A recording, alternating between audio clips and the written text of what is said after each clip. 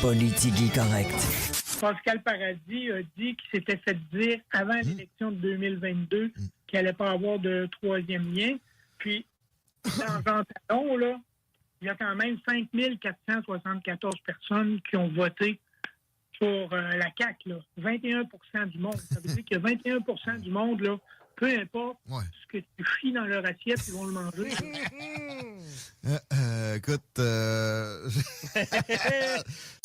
Politique correct. Votre retour en semaine. CJMD, l'alternative radio.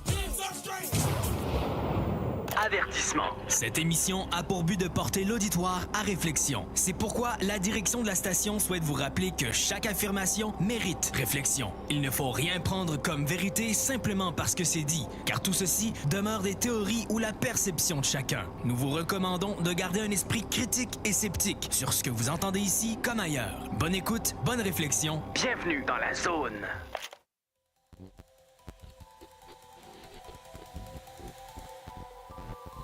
OVNI, phénomènes inexpliqués, témoignages, lumières étranges ou observations. Zone parallèle, un lien avec l'inconnu.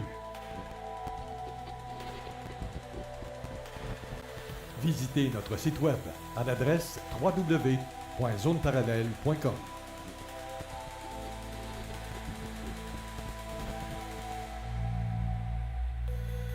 Et voici Carole Lauzet. Bon samedi à vous tous et toutes et bienvenue dans la zone parallèle en direct sur Facebook pour nos cousins français qui nous regardent. Sur YouTube. Et Steve à la co-animation que je n'entends pas. Vas-y donc, Steve, encore? One, two, testing. Oui, c'est beau. Je t'entends, Bon. c'est beau. Tout est Donc, dit. juste pour te rectifier sur YouTube, nous ne diffusons plus sur Facebook. J'ai-tu dit YouTube ou Facebook? Il me semble que j'ai dit T'as YouTube. dit Facebook. Ben là, il me semble... Ah ben! Une habitude. Ben Sinon, non, il y a quelqu'un dans nos participants qui nous envoie du retour de son. Non, mais je viens d'enlever le piton a été encore activé. Ça devrait être correct, là. Bon. La misère à Correct? mettre les pitons comme il était avant. Oui, là, C'est ça, je parce m'entends plus qu'il y a en retour. toujours quelqu'un qui vient jouer. Je ne sais pas pourquoi. C'est voyons pourtant donc. écrit. C'est pourtant écrit toujours off. Mais t'as on. Ben, ça, c'est comme avoir un beau bouton rouge écrit par-dessus « Ne pas toucher ». C'est sûr qu'un petit va aller y toucher. C'est une évidence. C'est écrit dans le ciel que quelqu'un va aller toucher directement dessus. Ben oui. Ben oui.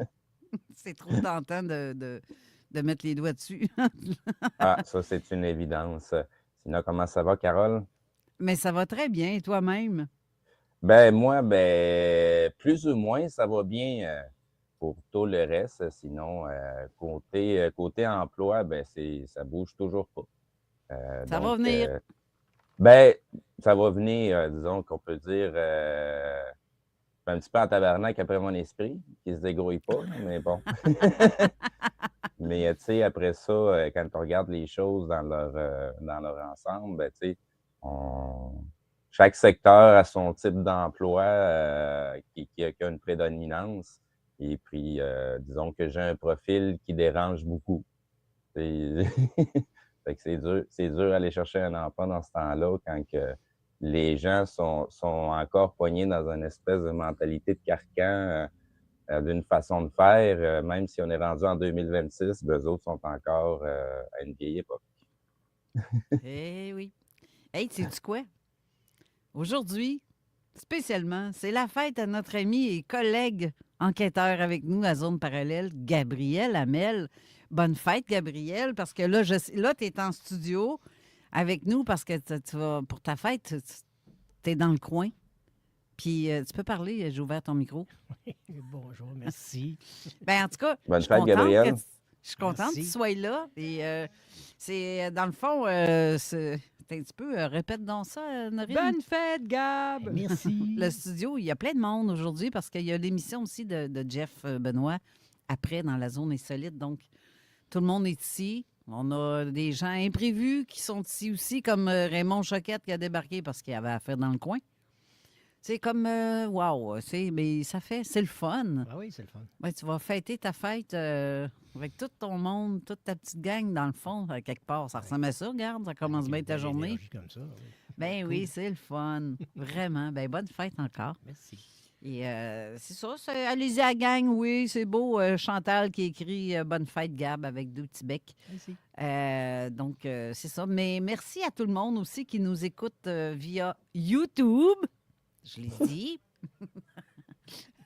Parce qu'on va voir la binette de notre invité qui est Mike Aldébaran. Je ne sais pas si c'est comme ça qu'on le prononce, Aldébaran, mais moi, c'est le même, ça me tente que ça sonne. Je ne sais pas. Oh. Ça te tente-tu qu'on lui demande pour nous confirmer ça Ben, avant ouais, qu'on donc. continue à massacrer son nom de famille? Est-ce qu'on dit Aldébaran ou Aldébaran? Bonjour, bonjour Carole et Steve. Bonjour. Oui, moi je dis Aldébaran en fait. Ah, Aldébaran bon. en fait, ça veut dire l'étoile qui suit les Pléiades. Oh! Aldebaran. C'est ça en fait que ça veut dire. Ah, C'est une ben. étoile en fait. Voilà. Ah, j'ignorais ce fait. C'est donc bien hot, ça. Et tu es de la France, Mike. Oui, oui, oui. Oui, Est-ce que je suis c'est français. un nom français, ça, Aldébaran ou Aldébaran? Ou... Ah non, non, du tout, c'est un pseudonyme là. C'est un nom d'artiste. C'est pas ton C'est vrai mon nom. nom. C'est mon nom. Oui, oui, c'est mon nom D'artiste. on va dire, voilà, d'emploi dans l'ésotérisme, on va dire. D'accord, d'accord. Donc, tu n'as jamais dévoilé ton vrai nom. Non, voilà. C'est quoi? C'est ça. On veut savoir. On veut savoir. On le dira pas à personne. On garde ça secret. Non, le personne Ça ne va va rester le juste entre nous autres. Restez à la fin, je reste jusqu'à la fin, vous saurez tout. En fait, Ah, c'est peut-être à la fin, Bergeron, quand que je vais Benoît. écouter la diffusion, tu le diras. C'est pas Tremblay. Non. Non, si c'est un français, ça doit être Dupont. Ah, les... ah. Oui. Tu bois. Parce que comme tu peux reconnaître, notre amie Norine ici, présente en studio, elle vient de la France aussi. D'accord. Et c'est ça qu'elle dit. Ah, c'est pas un nom français, ça, Aldébaran. Eh oui. OK, bon, ben ça vient de percer le mystère. Fait qu'on va peut-être bien avoir un scoop à la fin de l'émission, comme qu'il dit. On est très heureux de te recevoir, Mike, parce que Ben, c'est moi qui vous remercie. c'est un sujet dont tu parles, parce que moi, ça nous parle pas mal à tout le monde, à savoir... Pas dans tous quoi, de la même qu'est-ce- façon. Oui, c'est ça. Mais je trouve ça le fun qu'on puisse parler de ce sujet-là.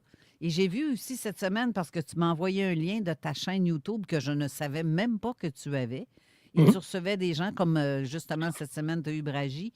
Et, Oui. Moi, j'ai vu le vrac, oui, effectivement. Oui, c'est ça. Fait Très que je intéressant me- ce qu'il y a à nous, Oui. Oui. nous parler. Ah oui, le Oui. poilon, là, ça, c'est vraiment... Oui. J'ai vu votre émission, d'ailleurs, avec le Colon. Ah. Très intéressant. Je salue Bragui, d'ailleurs, au passage. Ben oui. Nous de même. Salutations, Bragi. Oui.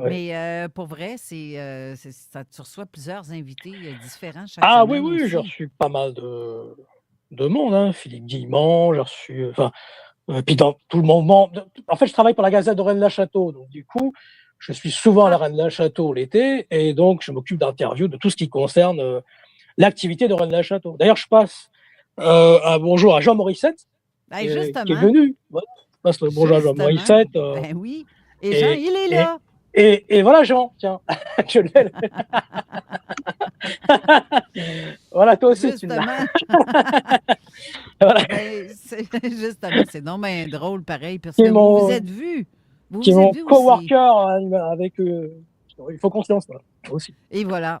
Voilà. Il faut Voilà. conscience. Donc, mais, Bon, bonjour Jean. Hey, salut Mike. Jean est en vacances. Oui. Ah, tu parles toujours aussi fort. T'entends bien en tout cas. Tant mieux. Je vais parler moins fort. Je vais il doit être dans une chapelle, comme Steve m'a dit. Ouais, non, c'est Loin. ça. Il est reculé loin par le tonnerre. Ben, en tout cas, en fait, bienvenue à tous nos cousins français qui ont de la difficulté à nous comprendre. Apparemment, que notre accent vous fait saigner des oreilles. J'espère que ça ne sera pas le cas trop. Oh non, On je essaie suis de- habitué avec Jean. Je suis habitué. Oui, mais il y a beaucoup de Français qui nous disent ça en commentaire. Oui. Mais Mais c'est peut-être quoi, pour vous aussi, hein. Ça vous va faire bizarre peut-être. Dans l'autre Ah sens. ben non, Ah, mais... ben, C'est parce que quand on commence à se comparer, c'est là qu'on perd du temps. Puis au lieu de s'occuper des choses qui sont importantes, on trébuche dans les fleurs du tapis sur la qualité de la langue. Mais tu sais, Ça, les c'est gens, vrai. des fois, ont de la difficulté à comprendre qu'une langue évolue à travers le temps. et certaines personnes restent ancrées dans une façon de parler. Mais il faut que les mots évoluent avec le temps, les idées évoluent, il faut qu'on élabore des nouveaux mots, des nouvelles façons de parler. Et ce qu'on a beaucoup au niveau du Québec ou de la langue québécoise, c'est quand on est en tabarnak, on est capable de le faire savoir assez rapidement, même si c'est un esti de français qui nous regarde. C'est Là, clair tu viens de et dire deux limpide quand mots. on parle. Là, Steve, tu viens de dire 2 mots qui ont fait comme ça. Mais qu'est-ce qu'ils disent? Qu'est-ce qu'ils disent? Ouais, mais c'est ça. Non, j'ai compris l'expression. Mais c'est ça, mais tu sais, oubliez la pas langue qu'à va la base, évoluer. oubliez pas qu'à la base, on était français hein, aussi. Là. Fait que nous, Oui, on a ben- regardé. Nous, on D'ailleurs, a regardé. j'ai la fleur de lys. parler, là. Il y a la d'Orléans et la Nouvelle-Orléans. J'ai des petites questions pour toi, justement, sur le fleur Oui. de lys, mais je vais Bah, c'est attendre la un petit- cascade des Saints, en fait, des New Orleans. Oui, j'avais reconnu. Mais en même temps, il y a un parallèle avec Rennes-le-Château, avec tout ça. Oui. C'est un petit clin d'œil. C'est un petit clin Il y d'œil. a un parallèle que j'entends moins souvent, mais qui a été fait dans d'autres personnes qui ont fait des recherches, puis qui ont apporté des informations assez pertinentes parce que les recherches ont été faites il y a déjà très, très longtemps, sauf qu'ils ont été comme occultées. On n'en parle pas parce que, premièrement, les gars qui ont fait ces recherches-là historiques, ils sont noirs. Donc, on entend moins parler d'eux autres. Parce qu'au niveau de la population, on essaie de maintenir toujours la rhétorique qu'ils sont moins intelligents que nous autres. Mais bon, il y a pas mal d'informations qui ont été censurées. Puis, ça va faire déjà 3 ans que je suis ce monsieur-là qui fait la recherche. Il emmène des points importants sur la fleur de lys. D'accord. Qui, pour moi, ça dépasse l'entendement. Sauf Quand que tu disais ça- noir, si tu parles lié par exemple aux recherches sur le kémétisme, Kemet et tout ça. Oui, exactement. Oui, je connais bien. recule très, très bien. Je ne sais pas Oui. si ça te dit quelque chose. Oui, je connais. Je me suis intéressé à. Le monsieur a intitulé sa recherche L'Égypte, c'est l'Amérique. Je ne sais pas si ça te dit quelque chose. Je connais plusieurs auteurs comme Asia Hillard ou Bruno Karachidi ou Ivan Svansertima qui sont des auteurs afro-américains et ou Isis Papers de Franz Kreis-Welsing qui traitent de ce kémétisme et justement par rapport à l'Égypte et tout cela. Oui, je me suis intéressé à ça effectivement. Et en France, c'est très peu connu. Et c'est vrai que les origines des Rose-Croix, etc. Et c'est pas pour rien que justement aussi, peut-être que au Cameroun, ça j'en parle aussi dans le néo-templarisme, Raymond Barnard de la Mort qui a initié les présidents africains, comme Paul Biya et d'autres, et qu'après, il y a eu du pétrole en échange, ce qu'on appelle la France-Afrique, Jacques Faucard et tout ça. On en parlera peut-être tout à l'heure. Exact. Mais finalement, il n'y a peut-être pas de hasard. Non, c'est ça. C'est un aller-retour, en fait. Pour certaines personnes, ils vont peut-être avoir l'impression qu'on parle du passé ou d'une histoire oubliée du passé, qu'on essaie de ramener à aujourd'hui, sauf que c'est une vieille histoire qui est encore en vigueur aujourd'hui. Oui. Il y a beaucoup de débats là-dessus. Les personnages du passé sont encore présents aujourd'hui parce qu'ils ont quand même des lignées qui ont suivi, des gens qui ont perpétué leur œuvre, qui ont commencé il y a très, très longtemps. Il y a un auteur qui s'appelait Indus Kamit-Koch qui avait écrit « What they never told you in history class ». Ce que ils ne vous ont jamais dit en classe. Très intéressant. Voilà.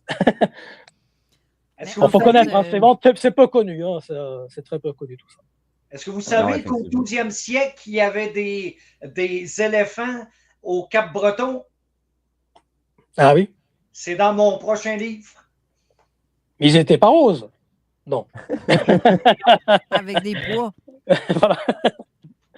C'est au niveau des recherches archéologiques qu'on commence à découvrir qu'est-ce qu'on nous a dit dans l'histoire, puis qu'est-ce qui a été découvert. On nous a même pas dit. C'est Ivan Svansertima qui avait écrit Early Presence of African Early Asia. Il parlait de l'influence asiatique. Il y a plein de choses. Il y a plein de choses de recherche. Oui, il y en a plein. Oui. Si on part du tout début de tout, toute l'histoire des Templiers. Oui. Ça remonte à quand? Alors, l'origine de la fondation, c'est 1118-1129. En fait, l'ordre du Temple, il naît en fait à Jérusalem, hein, donc fondé par Hugues de Pint, Geoffroy de Saint-Omer. Et d'abord, ça s'appelle les Pauvres Chevaliers du Christ. Leur mission initiale, en fait, 1000 ans après Jésus-Christ. Oui. Leur mission initiale, c'est de protéger les pèlerins donc au lieu saint dans un contexte d'insécurité lié à la première croisade.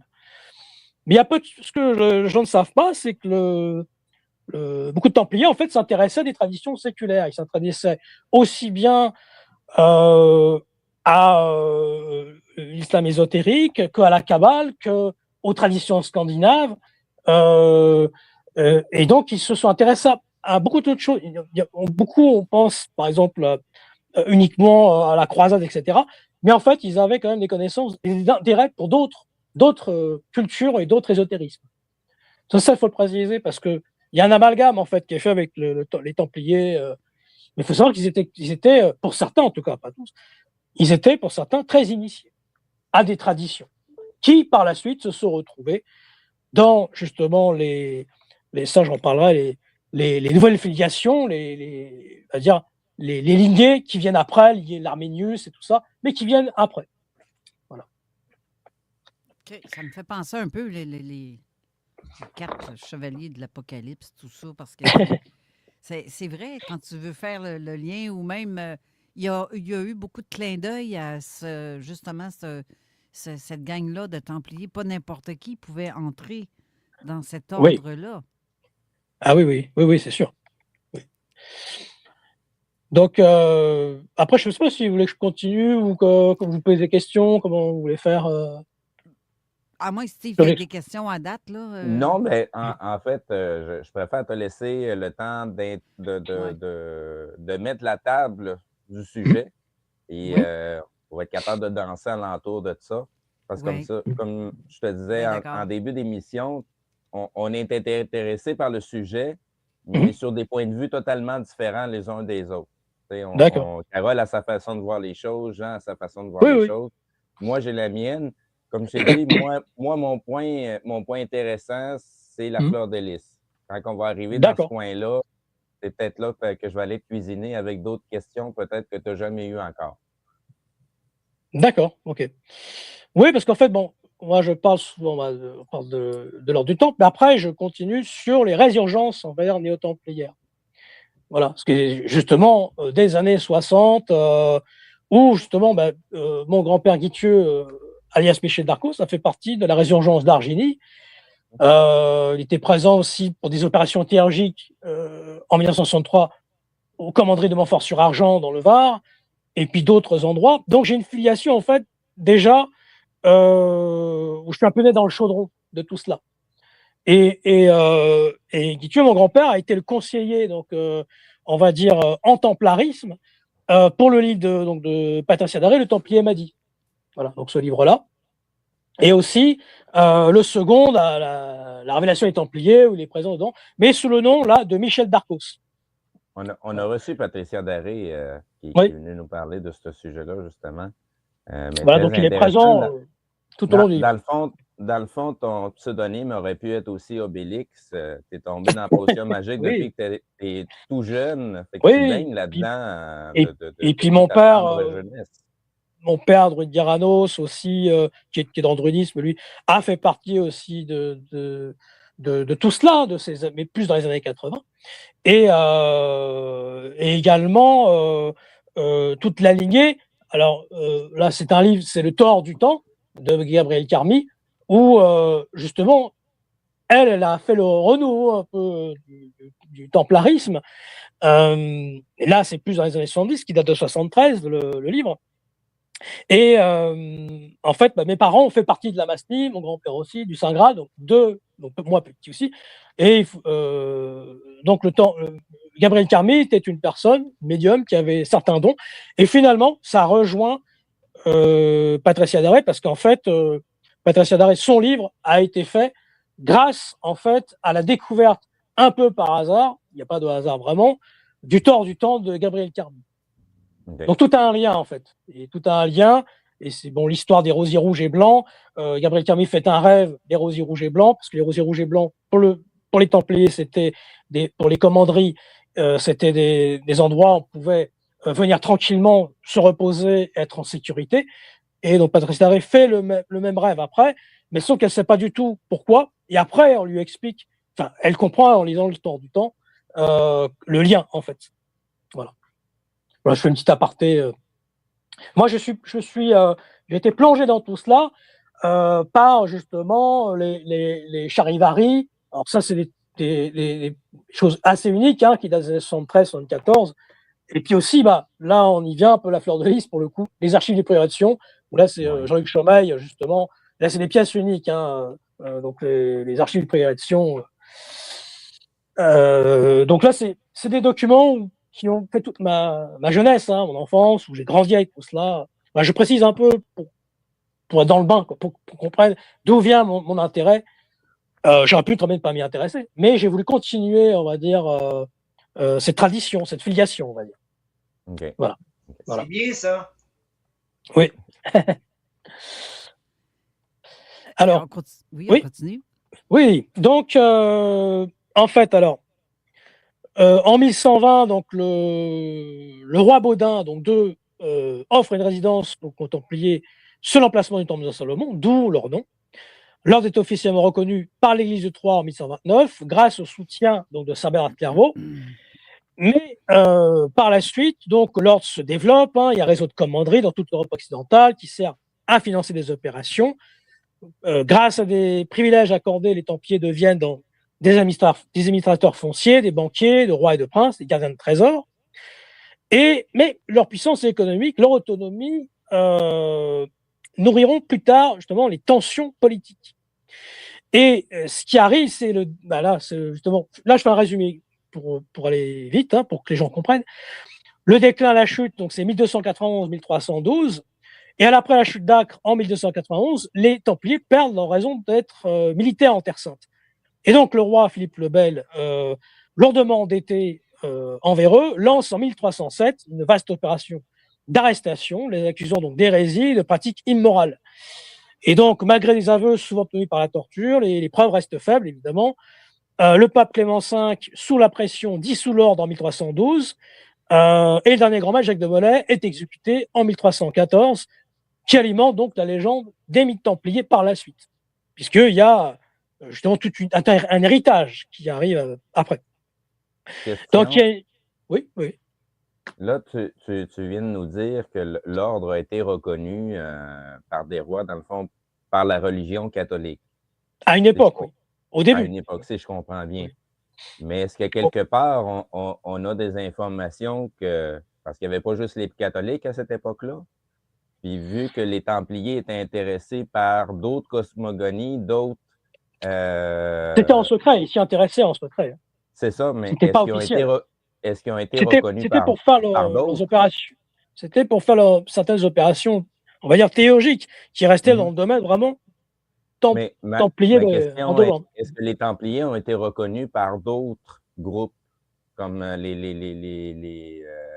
musulmans, par d'autres, les Juifs? Est-ce qu'ils ont été reconnus par d'autres? Tout ce qui était les Achichines, le roi de la montagne et tout ça, ils avaient une sorte de respect pour les Templiers. Enfin, même s'ils se combattaient, mais ils avaient une sorte de respect parce que on est dans l'islam ésotérique. Et l'islam ésotérique, l'alchimie arabe puise. Les Templiers s'intéressaient de très près à l'alchimie arabe, donc ils respectaient. Et ils savaient justement qu'ils avaient un respect de ces Templiers-là. Même si après, il y a eu par la suite des dérives, hein, bien sûr. Mais il y avait un respect mutuel au tout départ. Quoi. En ce qui concerne l'ésotérisme. Là, on est dans le côté ésotérique. Justement, Ibn Arabi, Sawawardi, ces auteurs qui... maintenant, on peut parler d'Henri Corbin. C'est l'imaginal. Il y a toute cette théorie d'imaginal. Et là, je rejoins en fait aussi des choses actuelles, des théories actuelles, justement de théoriciens ou de philosophes comme mon ami Philippe Solal, que je reçois bientôt, qui parle justement de toute cette notion de l'imaginal. Voilà. Là, c'est au-delà du miroir, Philippe Solal. Je le salue. Donc, il y a cette notion d'imaginal est très importante, qui va par la suite justement alimenter eh bien, tout ce qui est le réalisme magique, d'où le Matin des magiciens, d'où toute cette ésotérisme des années 60, 70, qui va faire ressurgir la résurgence templière. Voilà. Donc oui, il y avait une sorte de reconnaissance, mais c'était underground, on va dire. OK. Donc, il faudrait quasiment aller du côté arabe, historique, pour être capable de trouver qu'est-ce qu'eux ont laissé. Je pense qu'il y a certaines choses certaines choses qu'on pourrait trouver, oui. Non, c'est ça. Ben, c'est pour ça la question, parce qu'il y a des choses qu'on sait. Comme, tu sais, nous, ici en Amérique, on en sait très peu sur les Templiers. Là. Si je fais des recherches ici alentour, à part de la documentation qui vient directement d'Europe, on a très peu d'informations. Mais l'autre monsieur que je parle qui a fait des recherches, ben, lui a quand même réussi à trouver des informations comme de quoi que même l'ordre, on sait avec les Rose-Croix aujourd'hui que l'ordre des Templiers est quand même ici en Amérique, mais à une époque où théoriquement l'Amérique n'existait même pas, mais il y a quand même des informations qui démontrent qu'ils sont venus faire un petit tour ici. C'est toute la théorie de Jacques de Mailleux, justement, qu'on a présenté plus avant, là, les Templiers en Amérique. Je le représente ici. Donc, il y a un auteur qui a justement pensé que bien les Templiers étaient venus, en fait. Voilà, qu'ils avaient une connaissance d'une certaine prophétie, en fait, ils appelaient ça, ils rentraient en contact avec certains dieux, en quelque sorte. Mais et c'est un livre qui a un peu passé inaperçu. Bon, il est connu quand même dans certaines traditions, on va dire. Mais peut-être, Jean, tu veux dire un mot sur ce livre, peut-être, justement? Moi, j'ai adoré, j'ai même été, comme vous voyez en arrière de moi, j'ai même été au Pérou. Avec au Machu Picchu, ouais. J'y étais aussi au Machu Picchu, mais j'avais pas le livre, pardon. Mais j'avais plus, j'avais peut-être Fananican ou d'autres livres de ce style. Écoute, archéologie interdite de Peter Colosimo. Oui, aussi. Mais tu sais que depuis l'an 800, officieusement, la religion, les moines cisterciens savaient qu'il y avait l'Amérique. Ça ne s'appelait pas de même à l'époque. Ils sont même allés jusqu'en Californie. Mais ce que le monde ne savent pas, c'est qu'entre l'an 800 et 1300, il y a eu une petite déglaciation, ce qui a fait que ces moines-là ont colonisé toute la partie Iceland, Labrador. Il y avait même des serres au Labrador que les moines cisterciens avaient faites. Fait qu'ils sont descendus jusqu'en Amérique du Sud. Les Vikings, en l'an 1000, aussi ont suivi cette déglaciation-là. Ils se sont retrouvés jusqu'en Amérique du Sud. On a la preuve, et vous lirez ça dans mon prochain livre, on a la preuve qu'ils sont allés jusqu'en Amérique du Sud, justement. Ici, dans le Saguenay. Est-ce que tu savais ça, qu'on a un calendrier viking de sculpté à flanc de montagne au mont, voyons comment ça s'appelle, j'ai oublié le nom. En tout cas, c'est dans le Saguenay. Et on a la preuve, là. Écoute, ce que l'on voit dans le rocher, on voit une tête d'un homme qui porte un casque viking, pas de cornes, ça c'est un mythe. Et juste à côté de son œil, sculpté, tu as la rune qui symbolisait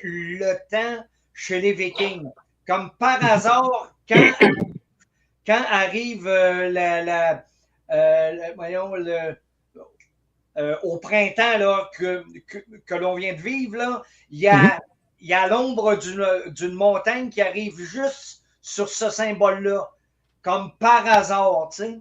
Fait que non, il était ici au Québec en l'an 1000, au Saguenay et même plus loin que ça. Tu sais qu'il y a une épée viking qui a été trouvée près d'un lac en Ontario. Mais les chers amis archéologues ont dit, ben voyons donc, ça se peut pas. Si c'est quelqu'un qui a déposé ça là, tu sais, ça prouve pas que les Vikings étaient là. Ben oui, c'est parce qu'il y avait plus d'eau à cause de la déglaciation. Tu sais, et fait qu'ils sont passés par la baie d'Ongava et ils ont descendu jusqu'en Ontario. Fait qu'on a des preuves directes, mais indirectes pour certains archéologues. Je me plais à dire que René Lévesque, il savait qu'il était venu, même s'il n'est pas émis ici. Là. Parce que comme ce qui concerne tout ce qui est lié aux géants et tout ça aussi, il y a le savoir occulté, il y a des choses qui sont... et tout ce qui est lié aux géants aussi. Tout ce qui est lié aux traces des géants, dans l'archéologie, ça a été mis de côté aussi. Alors, j'ai fait pas mal de recherches là-dessus aussi. Il y a des c'est pas le sujet aujourd'hui, mais... Si vous me permettez, avant qu'on parte à la pause, pour Jean, pour les Vikings, il y a d'autres traces de passage, je suis sûr, des Vikings ici en Amérique. Sauf que les gens ne comprennent pas que les Vikings se sont promenés tellement partout que ça se peut qu'il y ait des trucs qui ne sont pas de leur fabrication, mais qui transportaient quand même avec eux. C'est comme des genres d'épées, des choses comme ça.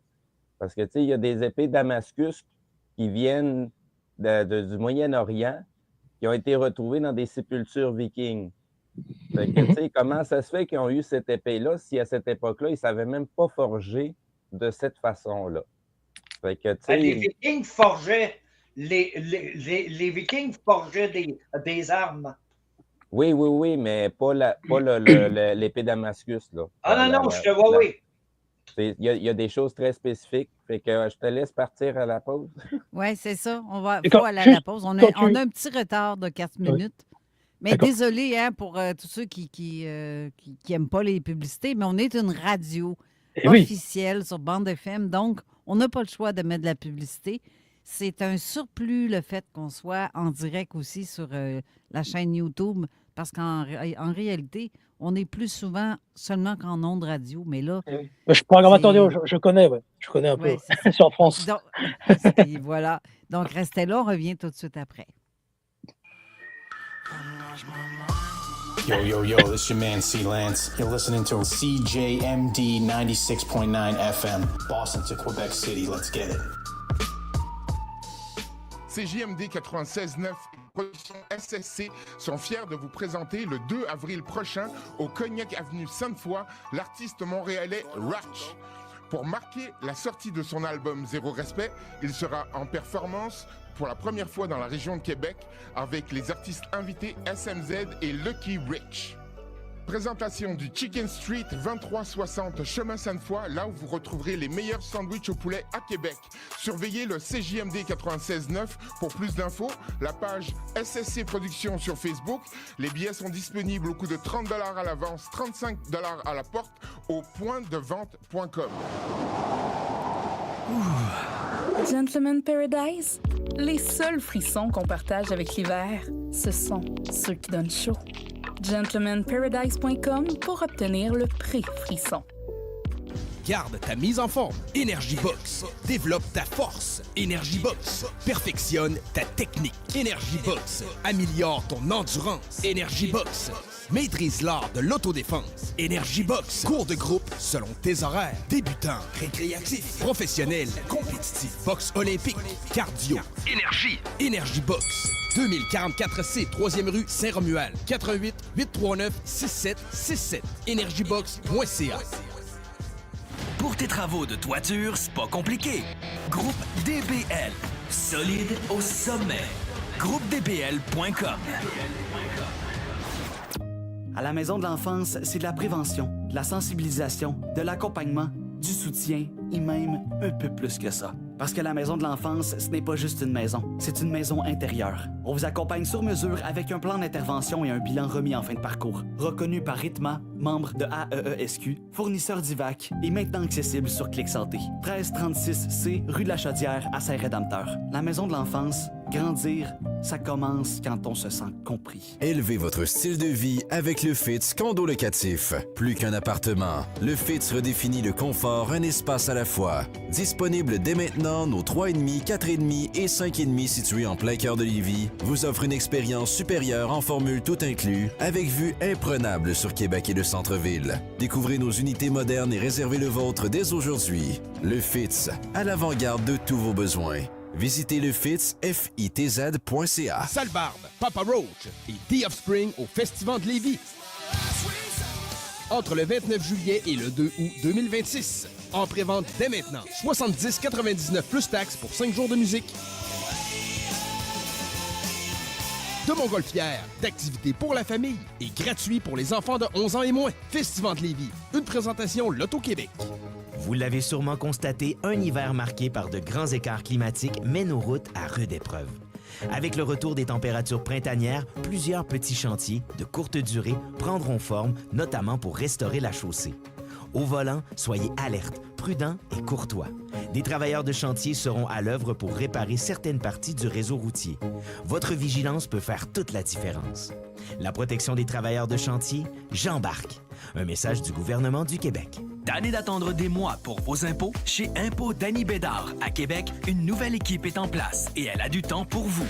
Pourquoi? Parce que cette équipe combine plus de 35 ans d'expérience en affaires et une solide expertise en analyse financière et fiscale. Le résultat? Des professionnels qui comprennent vos affaires et vos chiffres. Travailleurs autonomes, PME ou particuliers, obtenez vos impôts rapidement avec un service rigoureux et une optimisation fiscale pour recevoir ce qui vous revient. Moins d'attente, moins de surprises. Impôtsbédard.ca. Hey, salut la gang! Le Papa Snack de Lévis dans son nouveau local à Lauson, dans la même bâtisse que le Méli-Mélo et la Boucherie Lévis. Allez les voir pour découvrir leur variété de snacks, des bonbons, des breuvages exotiques, d'importation mondiale. Ils ont même des sauces piquantes, des bubble tea, des t-shirts, de la slotch et beaucoup plus. Allez les voir dès le 2 mars prochain pour découvrir leurs nouveaux locaux. Situés au 7520 boulevard Guillaume Couture, local 103B. CJMD, pas pour les doux.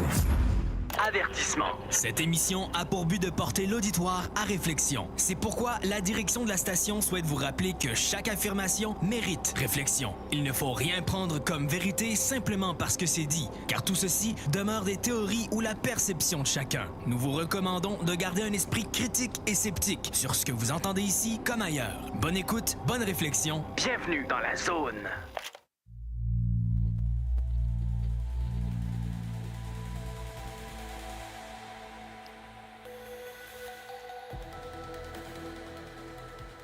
De retour à l'émission avec notre invité Mike Aldébaran. Et là, on a plein de questions, dont est-ce que c'est réel, mythe ou réalité, pour ce qui est des Templiers, parce que la personne l'a posé au moins 3 fois la question. Et on essaie de lire, mais on ne veut pas couper notre invité, donc, pour vos questions. Mais durant la pause, ça nous permet de vous lire un peu. Et il y a des questions là-dessus. Il y a aussi des questions sur le trésor caché à l'autre bout avec les frères Laguina, et etc., etc. Donc, il y a plusieurs trucs. Il y a aussi quelqu'un qui dit qu'on est dans le délire parce que le quartier Champlain, ils ont tellement de difficultés à venir en Amérique que vous affirmez que les Vikings et les Templiers, pas de trouble, venez ici. Oui, mais leur bateau valait rien à nos amis français, alors qu'on sait que les Asiatiques et que les Celtes et que ceux-là qui sont allés piller le cuivre dans les Grands Lacs, tout le monde venait ici, mais personne en parlait. Quand Jacques Cartier arrive à Gaspé, le chef indien Stadaconé, il leur reçoit avec quoi? Avec un signe de croix. Calvas, c'était pas lui le premier, là. puis leur bateau, il pouvait couler n'importe quand. Il était tellement cheap, hein, Mike? C'est vrai, hein? Oui, oui, oui. Après, en ce qui concerne, par exemple, Jacques Demayeux ou ces théories-là, on peut pas être théorie. Hein. Officiellement, on ne peut pas affirmer. Enfin, l'histoire officielle ne l'affirme pas. Après, ce sont des théories. Moi, je reste dans la mesure. Tu vois, je suis d'accord avec ça, mais on attend des preuves exactes. Mais on sait très bien que les preuves n'arriveront peut-être jamais, parce qu'elles sont occultées. Et il y avait Jean Mabir aussi qui avait écrit sur le Soleil retrouvé des hyperboréens. On est dans la même un peu logique que Jacques Demayeux. Hein. Oui. Ouais. Tu l'es là. Mais Steve, tu allais dire quelque chose avant qu'on aille plus loin.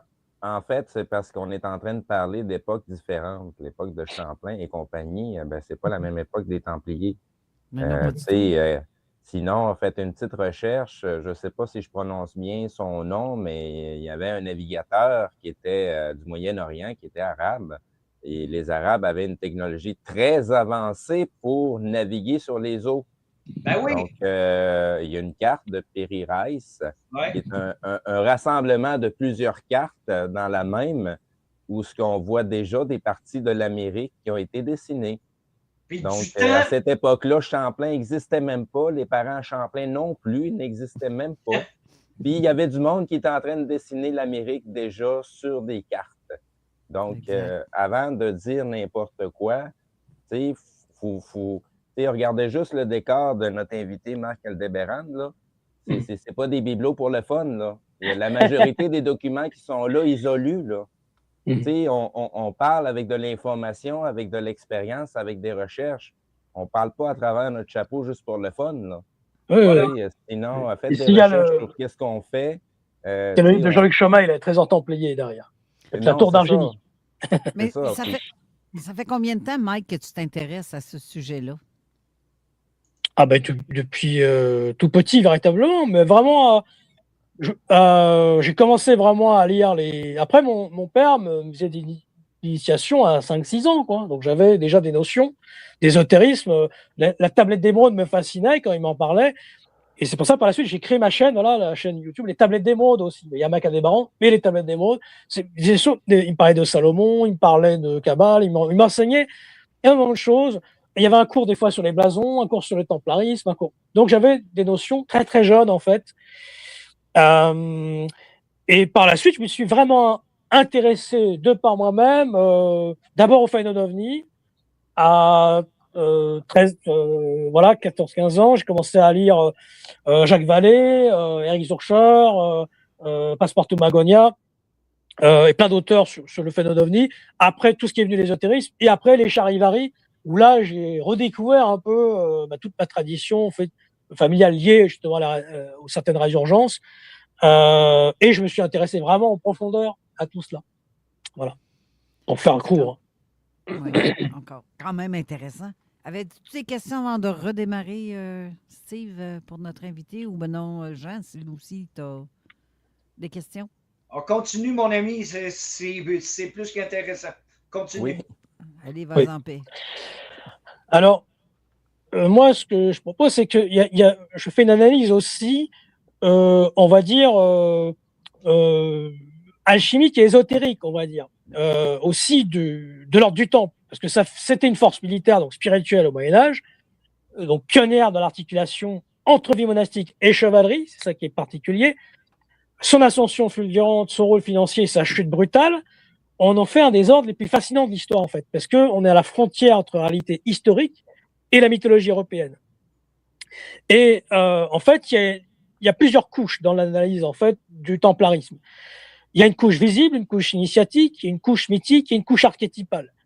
Alors, la couche visible, c'est le temple comme milice sacrée, en quelque sorte, mais dans sa dimension historique, l'ordre du temple, il porte une sorte de tension fondamentale. Il y a le moine, l'intériorité, il y a l'ascèse, le silence, le chevalier, l'action, le combat et l'extériorité. Donc, c'est deux choses combinées ensemble. Et cette dualité, c'est déjà un symbole, puisqu'il y a l'union, en fait, du contemplatif et de l'actif, du ciel et de la terre. Donc, c'est la structure même de l'ésotérisme occidental, en fait, qui vient. C'est unir ce qui est séparé. Donc, le temple, il se présente comme un pont, ou un pontiflex, on va dire, et entre deux mondes. Donc, il y a une couche initiatique, la voie du temple qui est une transmutation, Et dans une lecture, on va dire, ésotérique, l'ordre du Temple n'est pas seulement une armée chrétienne, hein, il est une voie de transformation intérieure, en fait. Et puis, il y a 3 axes initiatiques qui sont majeurs. Il y a la pauvreté, non pas la misère, mais le détachement. Le Templier ne possède rien, il devient une sorte de vase vide, disponible en fait, pour la lumière. Il y a l'obéissance, mais pas la servilité, qui est un alignement. Et puis l'obéissance, c'est aussi un symbole de l'ego qui cesse de se croire maître. D'ailleurs, on dit, certains, c'était Philly Good qui disait soigne le tout en toi et tu maîtriseras le tout. Par exemple, c'est en soi-même. Donc déjà, c'est une idée. Le combat extérieur reflète le combat intérieur. Et ça rejoint finalement une certaine islamisme théorique, puisque quand on parle de djihad, le vrai, c'est le combat contre soi-même, contre ses propres démons. C'est pas du tout contre l'extérieur, c'est intérieur en fait. Donc c'est la remise en cause de soi. Donc en fait, le Templier est une sorte d'alchimiste en armure, puisque la chevalerie, donc c'est le combat extérieur qui reflète le combat intérieur, c'est vaincre l'ennemi intérieur, mais les passions, la dispersion, la peur. Et puis il y a cette couche mythique. En troisième lieu, le temple qui est un gardien, un secret. Et là, on entre dans la zone où l'histoire se teinte de symboles, en fait, parce qu'il y a 3 mythes fondateurs. C'est le temple de Salomon, et le nom les relie à l'architecture sacrée, sur le plan cosmique à la géométrie divine. Le temple est le centre du monde, donc l'axe qui relie le visible et l'invisible. Et puis, il y a le Graal. Toute cette tradition du Graal, même si aucune source médiévale ne lie explicitement le temple et le Graal, la tradition ésotérique, on va dire, les associe comme gardiens d'un contenant sacré. Et puis le Graal, on est encore dans cette notion de symbole de connaissance intérieure, de la pureté, de la régénération et d'une souveraineté spirituelle en quelque sorte. Et donc il y a un secret qui est perdu. Et donc la dissolution brutale de l'ordre crée une sorte de vide narratif. Et là, c'est là que le vide, en fait, il devient un réceptacle mythique. Et là, il y a les trésors cachés, les documents secrets, les lignes intégrées, les savoirs interdits, ce qui aboutit par la suite aux résurgences d'Argénie, par exemple, ou d'autres résurgences qu'il y a eu dans les années 60-70, tout le mouvement néo-templarisme des années 70. Et donc, en fait, le mythe templier, il agit comme un miroir. Chacun, il projette ce qu'il recherche. C'est pour ça qu'en fait, tout ce qui est lié aux templiers, eh bien, chacun y voit ce qu'il veut. Et puis, il y a autant de l'ordre templier, néo-templier, que de fromage, par exemple, en France. Il y en a 300, peut-être 300. Il y en a autant. Il y en a énormément. Il y a l'OVDT, il y a énormément de groupes. Hein. Moi, quand j'avais fait une conférence à Rennes-les-Bains, justement, eh bien, l'OVDT, l'ordre des veilleurs du Temple, était venu me voir. Et il y avait Ludovic Richard qui était avec nous dans la salle. Il y avait Gino Sandri qui était l'ancien secrétaire du Prieuré-de-Sion, enfin ce qu'on appelle Prieuré-de-Sion de Pierre Plantard. Et donc ils avaient distribué plein de tracts. Donc c'était le projet ACTI pour réunir en fait tous les mouvements un peu templiers. Donc c'était l'OVDT qui a été créé à Montpellier en fait en 73. Donc ça continue actuellement. C'est une alliance de chevalerie templière internationale, l'OVDT. Et puis quand on parle des veilleurs, l'île des veilleurs, eh bien c'est l'île des veilleurs, c'est aussi Combe-sur-Artuby, c'est aussi toute cette mythologie du Var. Et comme le dit si justement mon ami Eridan Dastor, qui a écrit sur Montfort Templier, eh bien le Var, le miroir de l'Aude. Et puis l'Aude, c'est le Rennes de Château, c'est toute cette mythologie-là. Là, je fais une petite parenthèse sur justement le lien entre les différentes choses qu'il y a. Il y a l'Aude, le Var et Lyon. Et c'est un axe, en fait. Il y a une sorte de triangle, en quelque sorte. Lyon qui est à côté d'Argénie. Voilà. Donc, pour revenir à l'idée d'une couche archétypale, c'est que le Templier il fait figure de gardien. Et dans la lecture jungienne, donc de Carl Jung, qu'on peut retrouver aussi dans Jung a travaillé aussi sur Phénomène OVNI, un mythe moderne en 1958. Eh bien, là, on peut dire que le Templier incarne un archétype précis, car qu'il protège un lieu sacré, un savoir, un passage et un état de conscience. Et donc, cet archétype apparaît dans toutes les traditions, finalement. Les gardiens du Dharma en Inde, les janissaires ottomans, les samouraïs et les gardiens du feu sacré chez les Celtes. Donc, le temple, en fait, le Templier est une version, on va dire, chrétienne occidentale de cet archétype universel. D'ailleurs, le sinistre ordre noir de Himmler avait été inspiré par des janissaires turcs. Donc on voit qu'en fait, il y a toujours des reliances avec le passé. Donc en fait, pour moi, le véritable temple, c'est pas spécialement Jérusalem, il n'est pas en pierre, il n'est pas détruit, il est intérieur, puisqu'en fait, le Templier, il construit ce temple en lui, il le garde, il le purifie, il le défend en fait contre les forces de dispersion. Donc c'est en quelque sorte la chute de l'ordre en fait n'est pas une fin vraiment, puisqu'en plus certains savaient déjà qu'ils se sont sacrifiés pour certains. Et le temple en fait passe du visible à l'invisible, c'est-à-dire qu'en fait ils ont été éliminés peut-être physiquement, mais justement c'est là où il y a l'idée du Templier Mahdi avec Patricia Daré. Certains sont revenus. Et certains peut-être sont prisonniers dans l'astral. Alors ça, je ne reviendrai pas là-dessus, mais il faut savoir qu'il y a une sorte, et là on rejoint un peu justement les théories de Jacques Vallée avec le Collège Invisible.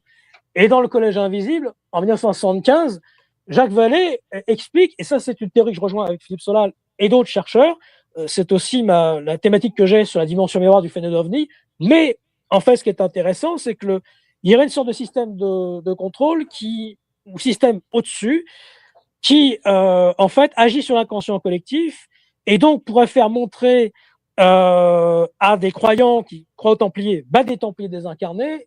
Certains qui pensent qu'il y a le dogman, ils vont penser au dogman, ils vont voir ceux qui ont eu des notions dans leur gène, peut-être, ça c'est Lionel Camille qui en parle, des traditions germaniques ou anciennes dans leur sang, peut-être qu'ils vont le voir cela. D'autres, ça va être un ovni en tôle et boulon, et d'autres, voilà, d'autres, ça va être des Templiers, et la Vierge aussi, l'apparition de la Vierge, peut-être inclus dans ce système-là de Jacques Vallée. Donc, ce mythe templier est fascinant encore parce qu'en fait, il touche à 3 désirs humains fondamentaux, c'est l'idéal de pureté, de courage et de secret perdu, et une quête intérieure. Et donc, en fait, c'est un archétype actif dans l'imaginaire occidental, puisqu'il parle à la fois du guerrier, du mystique, du chercheur de sens, du créateur. Voilà, peut-être que vous voulez rebondir, enfin, que je continue ou...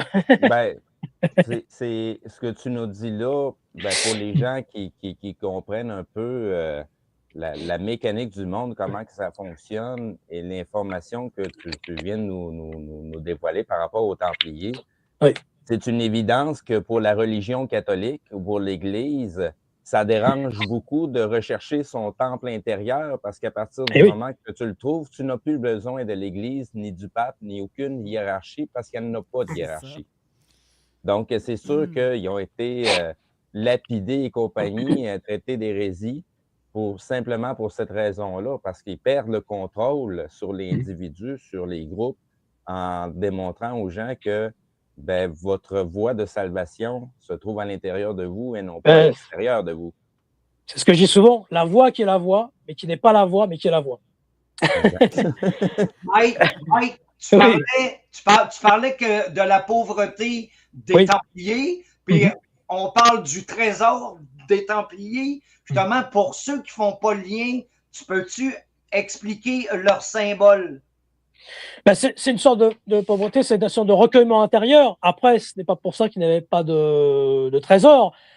Alors, justement, par exemple, Roger Lemoy, par exemple, aurait vu donc à Gisors des trésors, mais peut-être qu'il avait un trésor dans l'astral. Il y avait, par exemple, justement, mon grand-père Guithieu avait rencontré Roger Lemoy en 1962 à Versailles. Et dans ce contexte-là, en fait, Roger Lemoy, c'est ça ça peu de gens le savent, mais en fait, il travaillait un peu à un moment donné, même s'il était pauvre, c'est le que je dirais pauvre, il travaillait à un moment donné pour l'État. Et en fait, il a voulu confondre un peu, parce qu'il y avait toutes ces histoires de réseaux gaullistes et tout ça à l'époque, on traquait un peu certains réseaux de l'OAS et tout ça. On est pendant la guerre d'Algérie, etc. Et ce qui est relié d'ailleurs un peu au mouvement des Templiers par la suite, c'est néo-Templiers, je parle pas des voilà. Et à un moment donné, Roger Lemoy, ça rappelle la série qui est magnifique, Les Compagnons d'Éleusis de 1975, où en fait cette société secrète veut distribuer des lingots d'or pour faire perdre la France. Bien ce Roger Lemoy, à un moment donné, ça peu de gens le savent, à un moment donné, il voulait confondre certaines personnes et dont mon grand-père, parce qu'il pensait qu'il était affilié à certaines choses, donc pas du tout, et il a voulu lui donner, il lui disait, tu peux me garder ces lingots d'or, tu les caches dans ta cheminée, je les prendrai plus tard, et donc il a refusé, il a senti qu'il y avait quelque chose qui était pour le confondre. Et Roger Lemoyne, par contre, ce qui est intéressant, c'est que mon grand-père, Roger Lemoyne a fourni à mon grand-père parce que Roger Lemoyne travaillait avec, avant, donc Patricia Daré, il y avait Roger Lemoyne, peut-être, puisque lui, il travaille avec certains informateurs dans l'astral, ou informateurs. Et donc là, j'ai un document exceptionnel, j'aurais pu le montrer à l'image, là, je le montre ici. Et donc, c'est un document donc, de Roger Lemoyne qu'il avait donné exclusivement à mon grand-père, justement, sur ces informateurs pour trouver peut-être des trésors, justement, templiers. Et donc, il était en contact avec des êtres désincarnés, voilà. Bon, après, il n'y a pas eu de suite là-dessus. Et d'ailleurs, peut-être pour mon grand-père, ça se trouve, le trésor... le trésor qu'il a vu est dans l'astral, peut-être. Donc voilà, je ne sais pas si j'ai répondu à la question. Les gens, en général, pensent tous trouver un coffret rempli de lingots et de pièces d'or. Oui, mais le trésor est intérieur, peut-être. Alors, je ne dis pas qu'il n'y avait pas eu de trésor, je ne dis pas qu'il n'y a pas eu de trésor. Il y en a eu. Mais il y a eu des faux, peut-être. Peut-être que Roger Lemoyne... Alors, et c'est vrai que, attention, il y a des camions qui ont été vus, Malraux, etc., les fondations Malraux, ils étaient sur le coup, attention, il y a eu des camions qui ont été vus, qui ont sorti des coffres, des camions ont sorti juste après cette histoire, mais ceci dit, le trésor qu'il avait lui, ça se trouve, était peut-être réel, mais pour lui, en miroir, comme justement l'intérêt de Jacques Vallée. Il croyait à ça, et donc ça est apparu en lui. Voilà. Ouais, mais je dis pas que le trésor n'existe pas, mais il l'a peut-être pas vu, le vrai. C'est peut-être juste des traces de leur passage qu'ils laissent. Parce que là, il y a la gang dans Nouvelle-Écosse. Tu sais, la reine de château, tout le monde essaie de chercher un trésor physique. Ils n'ont pas compris le message. Bien sûr. Tu as des trucs aussi qui sont reliés à d'autres groupes, parce que si je comprends bien l'histoire des Templiers, ils ont été infiltrés par d'autres groupes à une certaine époque. Donc, il y a certaines résurgences des Templiers que c'est l'image des Templiers, mais ce qui se passe derrière a toute une autre idéologie derrière. Alors, tu fais allusion à quelle...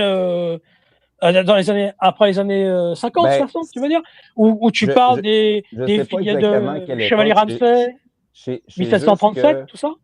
Je ne sais pas l'époque exacte. Je sais juste que quelque part, les Templiers ont été infiltrés par d'autres groupes. Qui ont emmené un petit peu aussi la symbolique que tu as sur ta casquette. Oui. Ah oui, c'est la fleur de lys. Ouais, non, c'est ça. Tu sais, disons que la fleur de lys, il y a la Croix du Sud aussi. Quelque part, est reliée au Rothschild. Et un de leurs groupes aurait infiltré ce qui était ou ce qu'on entend plus souvent des Templiers et de leurs trésors, qu'ils étaient, dans le fond, ceux qui transportaient l'argent pour les rois qui devaient se déplacer ou les gens d'importance qui avaient beaucoup d'argent à déplacer. Au lieu de l'amener physiquement avec eux, ils le confiaient aux Templiers et rendus à la destination, ils étaient en mesure de récupérer leur argent. Mais ce qui s'y arrivait très souvent, c'est que ces voyageurs-là ne se rendaient jamais à destination et l'or s'accumulait dans leur coffre. Oui, mais Mike, tu es au courant qu'en 1307 ou 1308, il y a 5 bateaux templiers qui partent de La Rochelle avec des liquidités. Où c'est qu'ils sont allés, tu penses? Encore en Europe? Ils sont venus...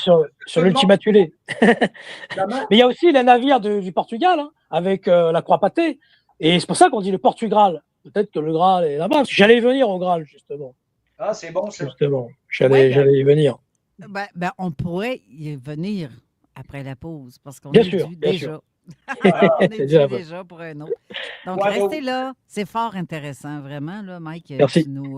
Ça nous tient en haleine. Restez là, on revient tout de suite.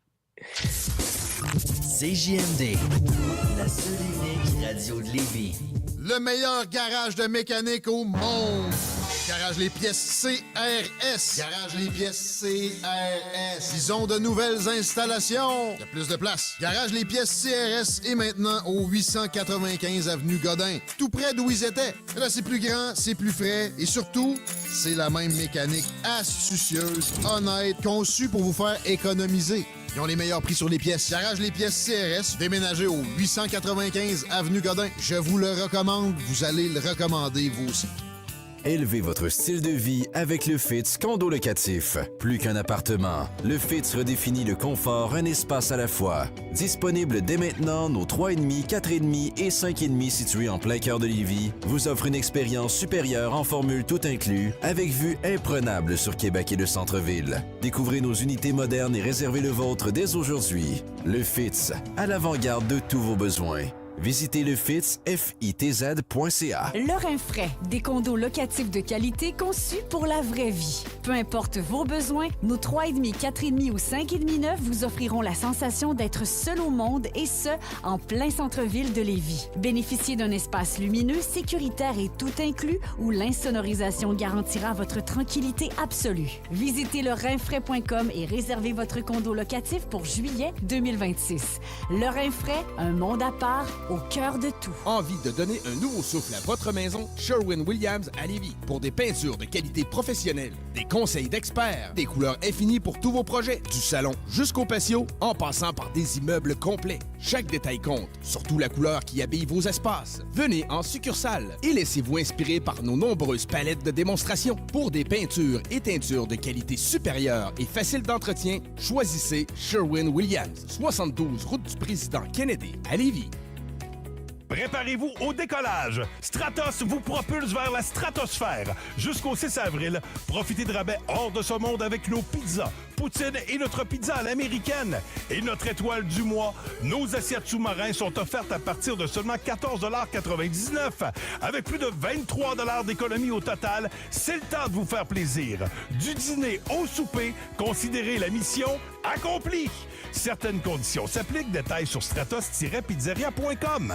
Alimentation Première vous invite à découvrir son tout nouveau marché Terre et Mer. Une variété incroyable de plus de 260 protéines locales d'une qualité exceptionnelle à votre disposition. Visitez le marché Terre et Mer Alimentation Première au 2828 chemin des 4 Bourgeois dès maintenant. Alimentation Première, les chefs, c'est vous. La qualité, c'est nous. Les dernières années ont été marquées par une augmentation du coût de la vie.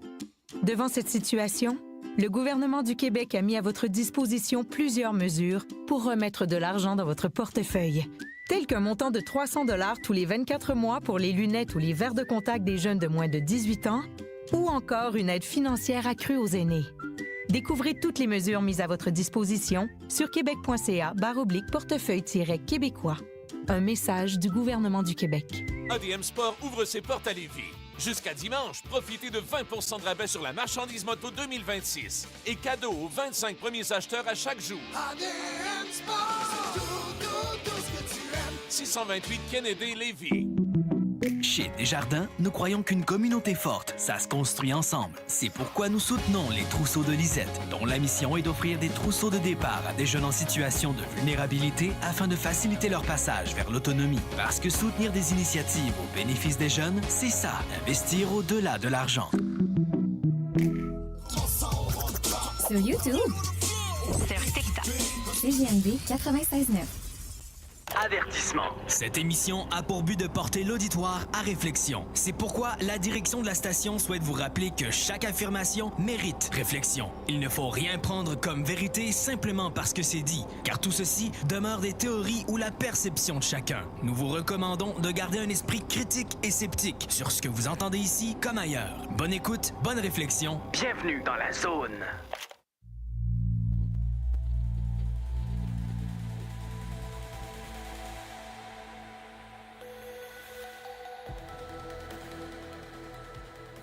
De retour en studio avec notre invité, Mike Aldébaran, Steve à la co-animation et Jean Morissette qui intervient à l'occasion aussi, et Patricia aussi qui est en studio. On essaie de vous lire, mais c'est pas toujours évident parce qu'on veut vraiment comprendre tout ce que Mike dit. On essaie de lui laisser toute la place. Si tu me permets, petite parenthèse, c'est parce que Jean aussi est un de nos enquêteurs du côté zone parallèle. Oui, exactement aussi. Puis, faut pas oublier que Jean Morissette, ça fait tellement longtemps qu'il s'intéresse à ces vieux sujets-là. Ah oui, oui. Pour nous autres, c'est un peu une référence quand on n'est pas capable de parler à Mike Aldebaran. Jean est capable de il connaît bien, à une bonne majorité de ces questions. Il a son blog d'ailleurs, il peut le dire, Anne Le Château. Oui, ben oui, ça fait très longtemps. 360, là. Il y avait même une émission qui s'appelait Trésors et légendes. Eh, oui, mon Dieu, avec toi, Steve, ben oui. Ben oui, effectivement. Ça, c'était génial, ça. Oui. Je te remercierai jamais assez pour ça. Là. À cause de toi, tout le monde s'achetait des trucs, là, détecteurs de métal après ça. Ben, tout le monde voulait en avoir un. C'est à cause de lui qu'on en a oui. un ici à la maison, puis on fait du détecteur de métal. Combien de fois qu'on est parti avec Jean faire un petit peu de recherche sur le terrain, ça n'a pas de prix. Aller fouiller des coins intéressants, surtout quand on découvre des trucs assez débiles. Une de nos petites excursions, ben, ma conjointe, elle a trouvé un os autochtone que théoriquement, pour l'époque, trouvait ça juste sur le dessus de la boîte, là, dans le bon coin. Oui, j'étais là. Fallait vraiment être là pour le voir, là, mais c'est une pièce qui sert à deux fonctions.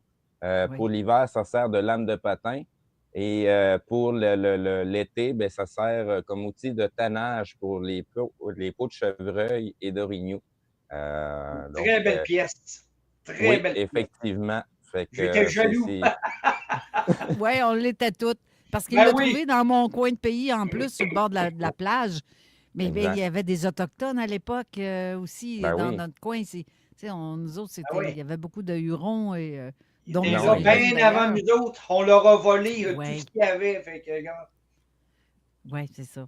Ça, c'est nos trésors qu'on trouve, c'est quand on veut marcher sur le bord du fleuve. On en trouve. C'est là que tu avais trouvé une marque de pied. Une trace de pied dans une pierre aussi. Puis les gens disent, des spécialistes disent, ben c'est de l'appareil de lit. Allô? Non, c'est pas de l'appareil de lit. Il y a réellement... C'est une trace de pied vraiment encastrée dans la pierre. On ne peut pas avoir gossé ça, là. Puis c'est juste drôle parce que ça a ma pointure. Je me mettais mon pied là-dessus. C'est pas la seule trace de pied, de toute façon. Il y en a plusieurs à travers le monde. On a retrouvé des traces de pied sur des roches.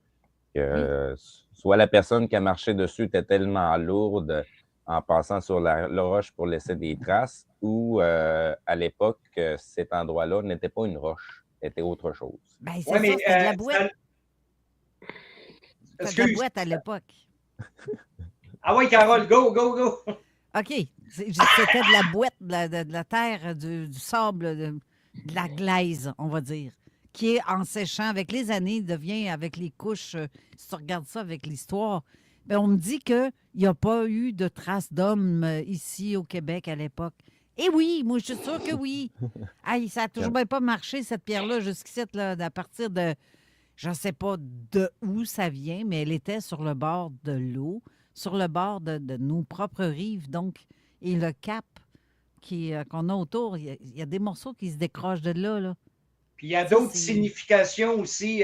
Jacques de Maheu a fait la preuve, parce qu'il est allé sur place, que les Vikings sculptaient des traces de pas dans des roches pour démontrer quand ils étaient en pleine forêt là, ou en pleine jungle, quel côté aller vers leur bateau.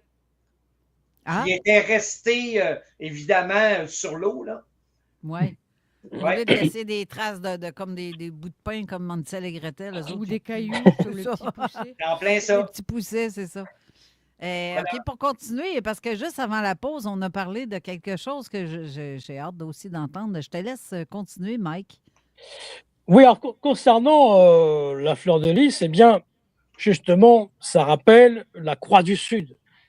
Geneviève Zepfel, qui était une médium des années 30, qui officiait d'ailleurs au Tertre, en forêt de Brocéliande, a agi sur l'univers mental de Pierre Plantard. Pierre Plantard qui a créé le prix Érection. Et il y avait cette Croix du Sud, qui rappelle justement la fleur de lys. Et finalement, ça se rapproche aussi de toute la tradition du Héron du Val d'Or, de Paul Lecourt. Et on pourrait penser que Paul Lecourt, ça n'a pas de preuve, aurait pu aussi initier Pierre Plantard, donc, pour créer, on va dire, son prix Érection. Et en ce qui concerne, donc, tu parlais justement des récupérations ou ce genre de choses, Steve. Eh bien, en ce qui concerne justement les résurgences et les enseignements, on va dire, qui ont été faits justement en 1952 et puis dans d'autres lieux, eh bien, il y a Robert Robelin, donc, qui est le créateur, on va dire le réformateur de Memphis Mizraïm. Il y a Loto qui s'intéresse à tout cela.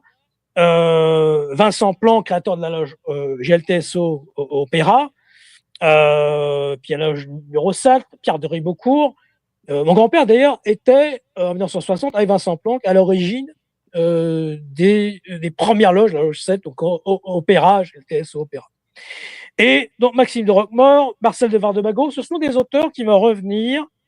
Et l'alchimiste Armand Barbeau, qui était aussi dans la résurgence, on va dire, d'Argini. Je l'ai. Tu l'as, lors du 9e matin. Oui, tu as plein de livres de la collection Livre Rouge, hein, moi aussi. Il faut savoir que il y a une implication d'une loge Villermoz qui se situe à Lyon en 1956. Elle a été dirigée par les acteurs des réunions qui se tenaient donc au château d'Argini, sous la direction du veilleur. Je ne citerai pas le nom. Et que Pierre Plantard, d'ailleurs, comme Robert Rollin, ne précise guère. Et là, néo-templier, en fait, créé par le veilleur, favorise la création de structures parallèles dans cette loge maçonnique, la loge Villermoz, qui apparaît en 1956. Et ce qui est très drôle, c'est que justement, les documents Lobino sont reliés, les documents Lobino du prix Érection sont reliés avec aussi la loge Alpina, et on est en 1956. C'est la même période. Donc là, on peut se poser des questions. Et il y a justement un ouvrage, Les dessous d'une ambition politique de Matteo Paoli, qui explique bien ça, justement, le lien entre Gisors et la Château, tout le lien avec Lyon aussi. Il y a un triangle. Et en fait, Vincent Planck était un haut fonctionnaire de tendance gaulliste, mais également important maçon. Et donc cette loge était, de par ses fondateurs, liée à la résurgence d'Argini. Et ce que certains membres ou visiteurs de la loge ignoraient peut-être, c'était que les implantations, en fait, qu'il y avait, puisqu'en fait, il y avait un fonds de roulement qui se crée et qui rassemble les documentations sur les implantations donc templières en France, et qui fait appel à des personnalités qui sont au fait de tout cela. Et grâce à la trésorerie, en fait, constituée, ils acquièrent des biens fonciers dont les lieux avaient été occupés par des commanderies de l'ordre du Temple. Et c'est de cette façon qu'ils sont amenés à découvrir Rennes-le-Château. Le rapport Cross, en fait, une éloge subliminale du néo-templarisme.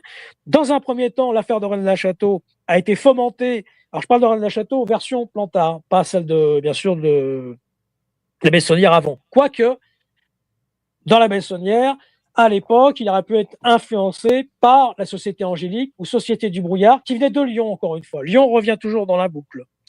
Et on sait que Lyon est une haute ville ésotérique en France.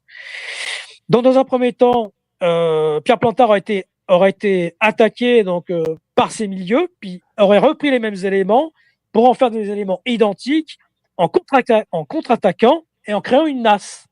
Et en fait, il est fort possible qu'il y ait certaines sociétés créent un plus et un moins, et ce plus et ce moins créent quelque chose d'explosif et créent, on va dire, une résurgence qui aboutit maintenant à des choses qui arrivent maintenant sous cache. Donc, il y aura un égrégore, en quelque sorte, qui s'alimenterait de lui-même et qui rejoint, en fait, voilà, toutes ces traditions de la Société du Brouillard, la Société de Lyon, les Sociétés Angéliques. Voilà, je voulais préciser ça parce que, en ce qui concerne justement on va dire, les récupérations de mythes, ou tout au moins les résurgences, elles proviennent de là, en fait, aussi. Même si elles sont antérieures, puisque, bon, bien sûr, il y a plusieurs traditions qui sont dès 1314, il y a la filiation de Beaujeu, puisque selon un certain document, Jacques de Molay, en fait, quelques jours avant sa mort, confia la tâche à François de Beaujeu de récupérer un nez de grain de cristal. De Molay aurait initié Beaujeu, il aurait confié la mission d'assurer la surveille du temple. Donc là, ce sont les légendes, on va dire, de la survivance du temple. En premier lieu, la filiation de Beaujeu. En deuxième lieu, il y a la filiation d'Aumont. Là, c'est Aumont et 7 autres chevaliers qui auraient récupéré les cendres de Jacques de Molay en jurant de venger l'ordre. Il se serait rendu en Écosse, sur l'île de Mull, et il aurait été désigné comme nouveau grand maître de l'ordre du 24 juin 1315. Et c'est pour ça qu'on parle maintenant d'un noyau de Templiers qui sera à l'origine de la constitution de la maçonnique Hérédum ou Sainte Maison. Et on voit aussi que tout ce qui est lié à une certaine maçonnerie, en fait, est lié au templarisme. Je pense au RER, à certains mythes, justement, des rites écossais, viennent directement de cela. Il y a l'affiliation l'Arminius. Là, c'est une légende qui est propagée par l'abbé Grégoire, qui est commandeur à Jérusalem, qui aurait désigné Jacques de Molay comme grand maître. Puis l'ordre serait resté dans l'ombre jusqu'en 1808, où une résurgence officielle faite par Fabre Palapra, qui n'est pas un inconnu, qui est très important aussi dans la boucle en fait de tout cela. Et puis il y a Dante d'Algérie, donc on peut se référer à Dante l'alchimiste, un saint auteur qui a écrit Dante l'alchimiste, qui termine la trilogie en 1318 de la Divine Comédie. Et il fait allusion à plusieurs reprises aux Templiers, à leur martyrs, à leur résurgence. Et là, c'est là qu'on voit cette idée de résurgence. Et puis, Dante, le pic de la Mirandole, aurait fait partie d'une société qui s'appelait les Fidèles d'Amour. Une confrérie, donc, secrète, qui était à l'écart des luttes fratricides, qui opposait les Guelfes, les partisans du pape, et les Gibelins, qui étaient partisans de l'empereur, dans la ville de Florence. Et la Florence, on sait que c'est une ville hautement initiatique. Après, justement, vient en 1737 un discours du chevalier Ramsay qui constitue donc la charte officieuse de l'écossisme en France. Alors, quand je parle du rite écossais maçonnique, Ramsay il introduisait les croisés dans l'histoire maçonnique. Il se mettrait en société pour donc rétablir les temples des chrétiens dans la Terre Sainte et se serait engagé, on va dire par serment, à employer leurs taillants de leurs biens pour amener l'architecture à sa primitive institution. Donc on voit qu'il y a un lien en fait entre l'ordre maçonnique qui aurait été introduit en Écosse, d'où les grades dits écossais, cette filiation donc entre la chevalerie, les Lumières, les croisades, l'Écosse, l'art royal, contribue à détacher l'ordre de ses bases andersoniennes. On parle de la constitution d'Anderson. Après, il y a la stricte observance templière, le 1756, qui survit jusqu'à aujourd'hui. D'ailleurs, je salue mon ami François Brun, qui fait partie de la SOT. Et donc là, c'est un baron, le baron de Hoon, qui est un maçon allemand, qui aurait été initié à des hauts grades, templiers, donc dit templiers, par un dignitaire écossais, Charles Edward Swartz, qui le charge de développer le système templier sur le continent. Donc on voit que l'affiliation templière donc, écossaise proviendrait en fait d'une persistance de l'ordre du Temple à travers la création, grâce à Robert Bruce, premier roi d'Écosse, de l'ordre de Chardon qui a accueilli les Templiers français en exil lors de la dissolution du Temple par Philippe le Bel, et de retour en Allemagne, le baron Hoon crée la stricte observance templière en 1756. Donc là, on voit qu'il y a tous les grades qui arrivent, et là on voit en 1774 jusqu'à 1782, l'apparition du rite écossais, les origines du RER, donc associées à toutes ces structures-là. Et puis René Guénon aussi fait qui est la tradition primordiale, il fait son propre ordre en 1904. Il y a plein d'ordres en fait qui sont repris après par la suite. Donc l'OVDT, Raymond Bernard qui aussi voilà, il y a plusieurs choses. Serge Caillet a écrit voilà sur toutes l'ORT justement. Là, je cite certains livres qui sont intéressants à lire. Serge Caillet. Je cite aussi pour tout ce qui est toujours la résurgence aussi, Jean-Patrick Portal, Templier pour l'érection, et puis aussi Daniel Robin, Templier de la Garta, donc qui sont intéressants à lire pour avoir une vision un peu exhaustive, on va dire, de tous ces systèmes-là de compréhension. Moi-même, je prépare un ouvrage, peut-être avec Daniel Robin, justement, sur toutes ces traditions templières. C'est à l'écriture, on est dans l'écriture. Tu dis bien Daniel Robin, notre Daniel Robin. Oui. Je ne savais pas qu'il avait écrit sur ce... Il connaît très bien oui, effectivement. Ah ben, regarde, c'est donc intéressant ça. Voilà. Donc, voilà, moi, je ne sais pas si vous voulez rebondir ou je continue. En fait, tu étais parti, tu étais en train de te diriger vers le Saint Graal. Oui, alors je peux revenir au Graal, hein, bien sûr. Alors tout ce qui est lié, on va dire, au Graal, ben, le Templier, en fait, il est protecteur du Graal naturellement, non pas parce qu'il le possède, mais parce que il garde l'accès de ce qu'il représente. Alors le lien avec le Graal, ben, c'est le lien avec le Temple de Salomon. Le nom de l'ordre crée une résonance symbolique, puisque le Temple de Salomon, c'est un plan cosmique, une architecture sacrée, un modèle du monde, un lieu où le divin descend dans la matière.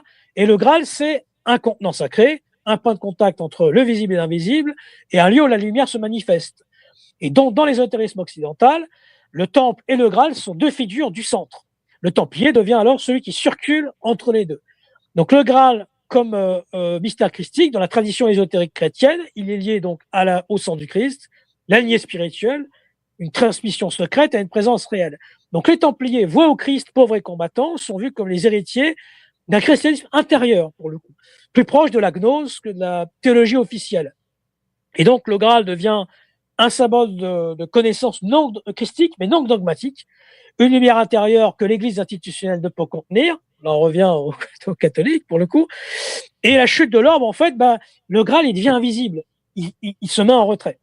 Lorsque l'ordre est détruit en 1312, en fait, le mythe du Graal, il se déplace. Comme il a pu se déplacer avec, justement, Gérard de Sède a écrit sur le secret des Cathares.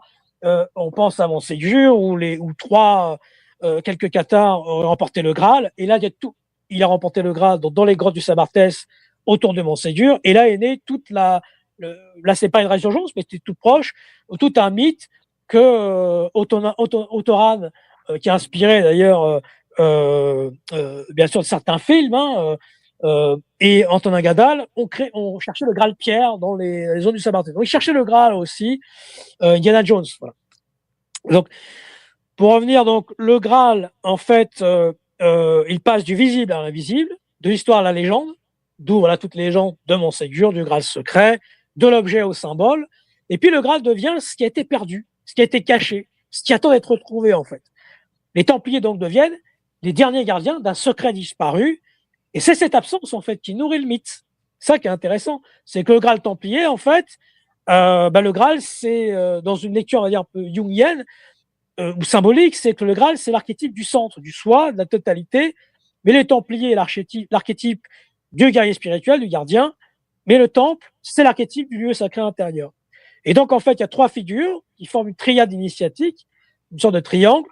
Donc, il y a le Graal, la lumière intérieure, le centre, le lieu de transformation, qui est le sanctuaire, puis le Templier, celui qui protège et qui cherche. Et donc, dans l'imaginaire ésotérique, en fait, le Graal, c'est une lumière intérieure. C'est une autre façon de parler de la Sainte Trinité ou des trois principes c'est ça, la materia prima de l'homme. Et là, on en vient justement à, pour certains, ils vont dire que c'est le rêve, ou que c'est là je salue mon ami Rudy qui a écrit Rennes le Château, justement, il me s'arrête ici, on a cette maxime en commun qu'on aime beaucoup de Eugène Cancelier, alchimiste qui était dans la résurgence aussi, qui a fait des recherches dans la résurgence d'Argini au château. Eh bien, il n'y a rien de plus réel que le merveilleux. Peut-être que justement, il y a les réels, l'éther et l'astral. C'est peut-être trois choses différentes.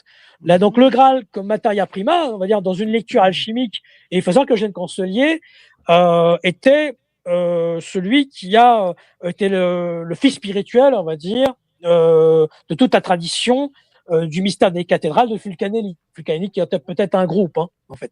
Donc, le Graal comme materia prima, dans l'alchimie, tout commence par la materia prima, en fait, puisque on est dans une forme de substance originelle, informe, obscure. Et là aussi, en ce qui concerne, il y a certaines filiations où il y aura le Graal blanc et le Graal noir. Et ça, je vous conseille d'écouter sur la chaîne de mon père Drude Garanos qui explique tout ce lien entre le Graal noir et le Graal blanc. Donc un Graal qui serait négatif et un Graal positif. Donc voilà, donc il y a plusieurs choses. Donc le Graal, en fait, dans cette lecture, n'est pas encore une coupe, puisqu'en fait, il est le chaos primordial, il est la matrice, l'inconscient, la nuit de l'âme. Et là, on rejoint Imaginal, finalement. La matière noire intérieure, c'est le vase, en fait, avant d'être le vase. Donc le Graal, avant d'être transformé, parce qu'il n'est pas encore parfait, la quête du Graal, c'est aussi la quête Et donc, le Graal comme vase alchimique, dans la tradition herméneutique, c'est un élément central, puisque dans le vase du Graal se produit donc la putréfaction, la dissolution, la coagulation et la sublimation. Et donc, c'est un vase hermétique. Dans le langage, on va dire, chrétien de l'ésotérisme occidental, c'est, on va dire, l'herméticum, puisqu'il est fermé, il est scellé, il contient le mystère, c'est un lieu de transformation. Et puis après, justement, le chevalier qui cherche le Graal cherche en réalité le lieu intérieur où il pourra mourir et renaître. C'est un creuset, en quelque sorte. Donc, c'est l'œuvre au blanc, l'œuvre au noir, l'œuvre rouge. Et le Graal comme sang, c'est le soufre dans l'alchimie. Le sang du Christ qui correspond dans l'alchimie symbolique au soufre, c'est le principe solaire, actif, igné, masculin. C'est pour ça qu'on a parlé aussi de la résurgence des traditions solaires aussi. Voilà. Même s'il y a eu des dérives, hein. Et d'ailleurs, chez vous, on le sait, tout ce qui était lié justement à les récupérations de Luc Jouret avec Hydro-Québec, où ils avaient infiltré justement toute la caisse de retraite Hydro-Québec pour amener de l'argent, etc. Hydro-Québec, c'était le trésor d'hôtesse. Ils se sont servis un peu, voilà. Bon, c'est malheureux ce qui arrive après. Mais... Ça continue encore, c'est pas fini. Il paraît, oui, que ça continue. Oui. On peut être surveillé. Mais pour revenir un petit peu à ce que tu disais par rapport au creuset, tu sais, c'est un peu ce que je mentionnais au début. Les Templiers étaient en possession d'un savoir, puis il a été transformé, ils ont greffé d'autres vocabulaires, parce que, tu sais, avec les connaissances que j'ai aujourd'hui, l'expérience que j'ai aujourd'hui, je réécoute des choses, puis j'entends autre chose que je n'entendais pas avant. Toute la voie alchimique, au bout de la ligne, c'est l'épuration de ton ego. Tu as de la merde dans ton ego, là, tu dois nettoyer.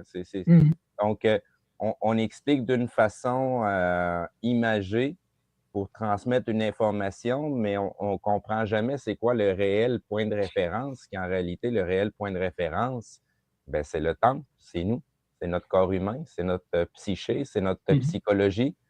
Donc, c'est pas nécessairement des bouts de roche qu'on a à mettre dans un creuset puis à le faire chauffer, là. Mais empêche pas l'autre. Non. Il y a plusieurs voies, la voie humide et la voie sèche aussi. Exactement. C'est que, tu sais, pour comprendre, c'est que tout ce qui se passe à l'intérieur de nous, c'est on a un reflet à l'extérieur. Fait que oui, on peut travailler avec la voie alchimique pour comprendre la transmutation, mais la réelle transmutation, c'est ce qui se passe à l'intérieur de soi-même. Même en exécutant toutes ces expériences-là, parce que ce n'est pas au premier venu de réussir à les faire. Là. Déjà, de comprendre les recettes, comment elles sont expliquées avec toute la symbologie. On peut se tromper plusieurs fois, puis ça peut nous exploser au visage, puis on peut en crever bien avant qu'on réussisse notre première recette d'alchimie. Donc, faire attention, oui. Il faut faire attention. C'est un peu comme tout ce qui est lié à Piob, hein, justement, ou Enel, où mon grand-père justement a beaucoup travaillé sur aussi les sciences et la médecine de l'astral, je présente ici, différents livres sur l'astral également. Piob, justement, aussi, il y a certaines choses en magie où il faut faire attention à ne pas mettre entre toutes les mains. Là, j'ai un formulaire de haute magie de 1937, très ancien, à ne pas mettre entre toutes les mains. C'est jouer avec des allumettes, hein. Ça peut être très dangereux. Faire attention. Voilà. Même avec Piob ou ce genre de choses. Oui. On doit aller encore à une autre pause. Bien sûr. Mais avant, Jean, tu avais quelque chose à dire. Je vais te laisser parler. En fait, c'est une petite question pour élaborer, Mike. Moi, quand j'ai commencé à m'intéresser à Rennes-le-Château, c'est dans les années 60-70, on entendait parler de Pierre Plantard et son acolyte et du prieuré de Chérizet. J'aimerais, en revenant, que tu dises où s'en est rendu, ça. Oui, je pourrais en parler. En revenant de la pause. Après la pause. En fait, avec tout ce que tu dis et ce que vous dites depuis tantôt, il y a peut-être plusieurs personnes d'entre nous qui connaissent déjà ce que c'est le Saint Graal, mais ils ne savent pas que c'est ça. On connaît un peu Puis on n'est pas des Templiers pour autant, mais ça se peut-tu qu'il y en a plus qu'on pense qui sont sans le savoir? Oui, il y en a bien plus qu'on pense, ben oui, c'est sûr. Mais ils ne savent même pas eux-mêmes, c'est ça que je veux dire.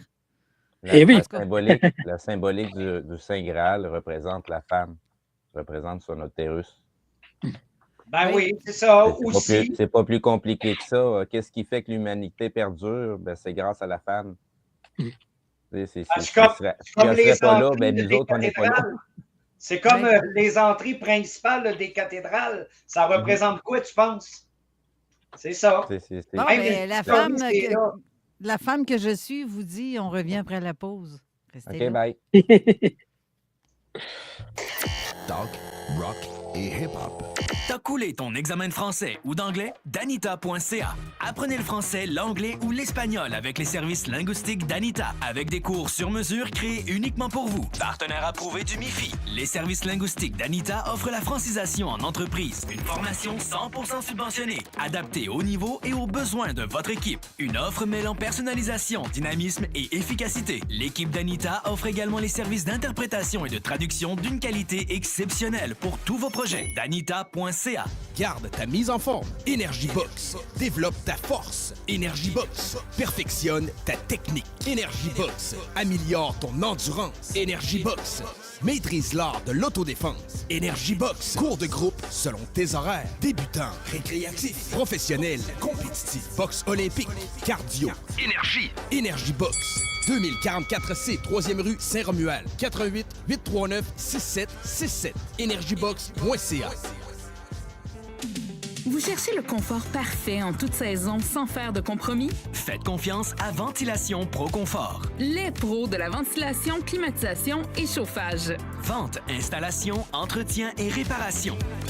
Notre équipe livre performance et efficacité pour votre tranquillité d'esprit. Soumission gratuite sur pro-confort.ca. Pour votre confort, faites affaire avec les pros. Ventilation Pro-Confort. Proconfort.ca. Équipez-vous pour l'aventure au Salon plein air chasse, pêche et camping présenté par Sport Chief avec le Salon du bateau de Québec. Le plus grand événement de plein air de la région revient au Centre de foire Expo-Cité du 26 au 29 mars pour une fin de semaine débordante d'activités. Vous y trouverez les dernières nouveautés en matière de chasse, de pêche, de bateau, de camping et plus encore. Pendant que vous y êtes, assistez à une conférence passionnante ou tentez de capturer votre première truite dans le bassin. Le Salon plein air chasse, pêche et camping de Québec du 26 au 29 mars au Centre de foire Expo-Cité. Billets et informations au salonpleinairquebec.ca. Les 11 et 12 avril, venez prendre soin de vous dans le cadre du Salon Bien-être à l'Hôtel Universel de Québec au 2300 chemin Sainte-Foy. Au programme, massage, soins naturels et vibratoires, yoga, zumba, produits santé, bijoux, huiles essentielles et même des dégustations. Venez rencontrer des artisans passionnés, découvrir de nouvelles approches pour votre bien-être et participer aux 6 tirages sur place. Valeur totale de 1000 $. Salon Bien-être, les 11 et 12 avril à l'Hôtel Universel de Québec. Pour information, Marie-Claude Cyr au 88 999 0030. Hey les Beaucerons, la seule shop pour vos suppléments avant Saint-Georges 73, c'est Synerfit Nutrition, sortie Saint-Lambert.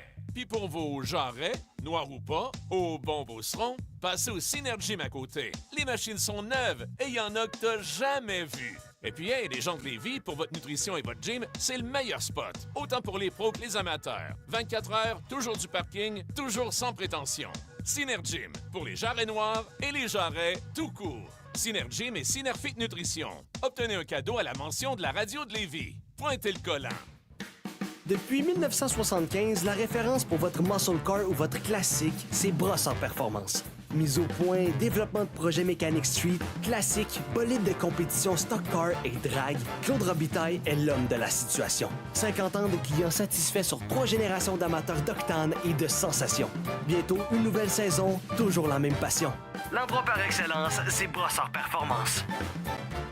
Pour tes travaux de clôture cet été, appelle Clôture Terrien. Composite, aluminium, verre trempé, ils ont les meilleurs prix du marché. 5200 Armand-Villot. ClôtureTerrien.com. Pour tes clôtures, Clôture Terrien. Facile de même. Donnez du caractère à votre propriété. Depuis près de 80 ans, Métallurgiste Saint-Hilaire forge l'excellence au Québec. Escalier spectaculaire, garde-corps ou rampe sur mesure, que ce soit pour votre maison, votre commerce ou votre immeuble à revenus, notre entreprise familiale allie sécurité, durabilité et design intemporel.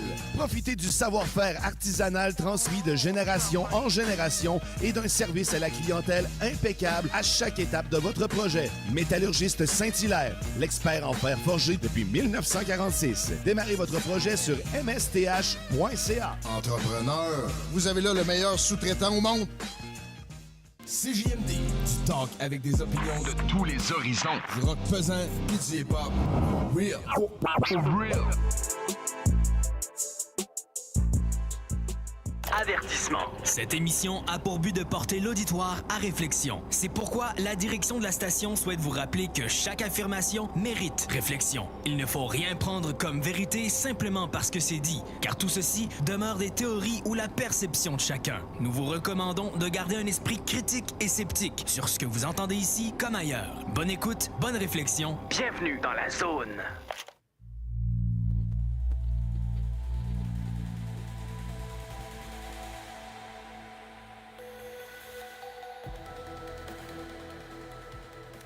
Comme le dit si bien, bienvenue dans la zone. La zone, c'est quand même...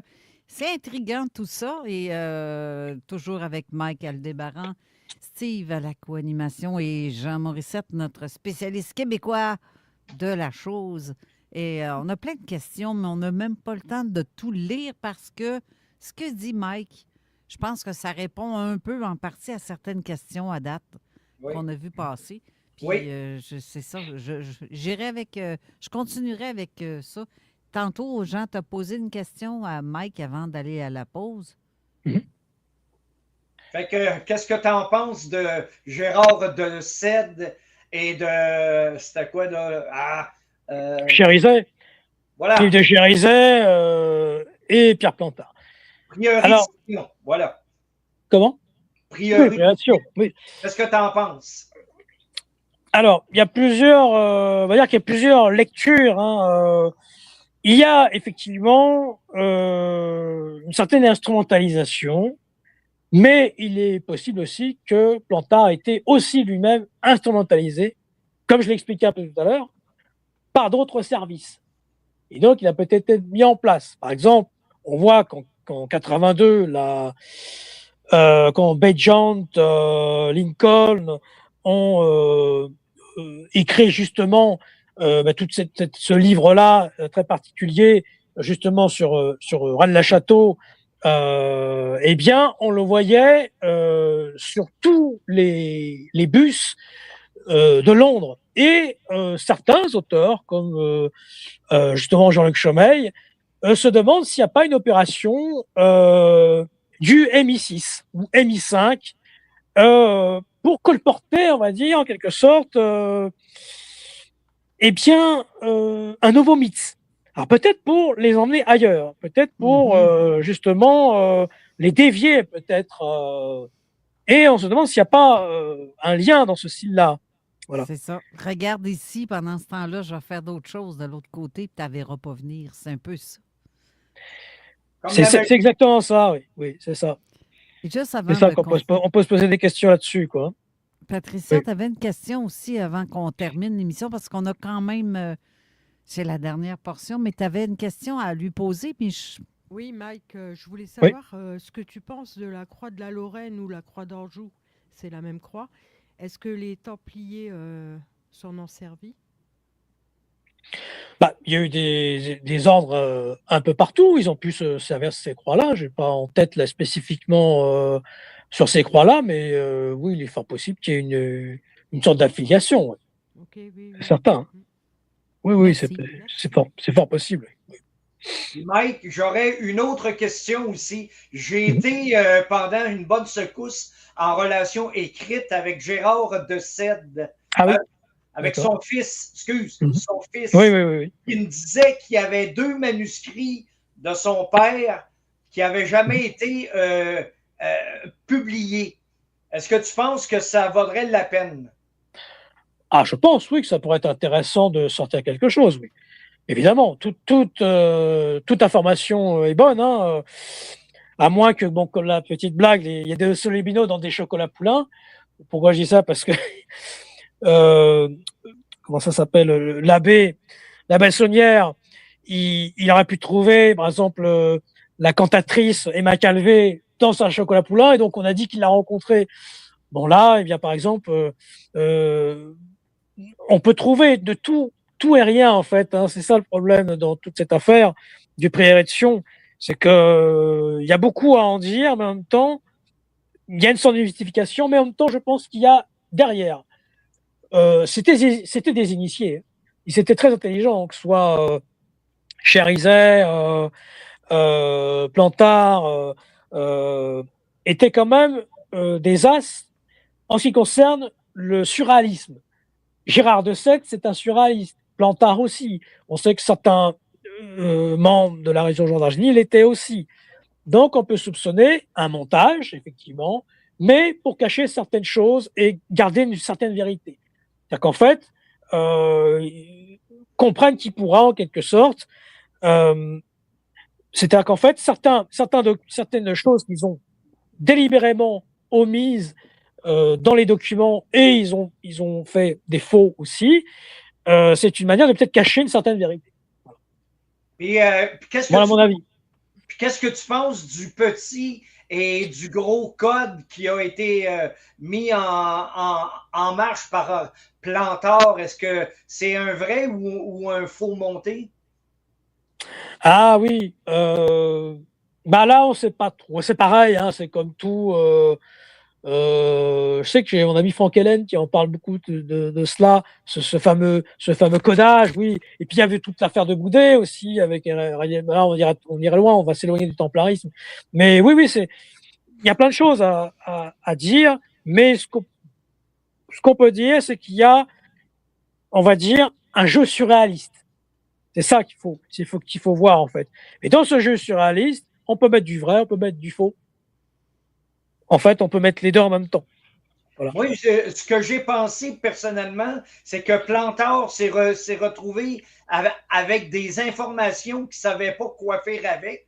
Il a écrit des livres en souhaitant que quelqu'un trouve vraiment ce qui était caché, puis qu'après ça, il puisse dire « Ah non, c'était à moi ça, c'était à l'ordre de Sion que moi, je suis le dernier grand maître, et puis tout ça. » Moi, c'est ça que j'avais pensé, moi.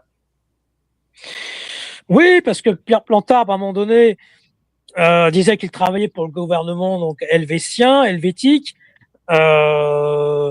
Et donc, en même temps, on voit le lien avec toute cette idée de la Suisse, justement. Puis son document était signé d'une croix pâtée. Et Gérard de Sède a fait le lien directement avec ce qui, pour lui, il avait aperçu sur la route de la Reine Blanche, donc à Naufle, par exemple. Et Pierre Plantard était membre des réseaux gaullistes, hein, donc il y a toujours ce côté qui revient politique. Il avait eu vent de l'aventure de l'Aumois, donc Gisors, parce que tout vient de là, en fait. En quelque sorte, quand ils écrivent Les Templiers sont parmi nous, donc de Gérard de Sède, où Plantard n'est pas là, mais en fait, il est derrière, hein, il manipule un peu, il instrumentalise. Ils acceptent tout sur Gisors, mais après, une fois qu'il y a l'affaire de Gisors, on a dit non, on arrête tout, vous arrêtez tout, vous en parlez plus. Allez à Rennes-le-Château. On va faire le mythe là-bas. Et avant Gisors, il y a Arginy. C'est donc la lignée, en fait, ce serait ça. C'est Arginy d'abord, Gisors, Rennes-le-Château. Le mythe, il vient comme ça. Puis qu'est-ce que tu penses des fameux 30 coffres? Ah oui, les 30 coffres des Gisors. Le Charivari, on parle beaucoup d'ailleurs, justement. Là, dans ce document de 74, voilà, Gisors aux 30 coffres, noir sur blanc. Mais pareil, c'est une matérialisation poétique, surréaliste, hein, de Plantard. Hein. On est là-dedans. Mythe ou bien réalité? Ah oui, c'est le surréalisme magique, ouais.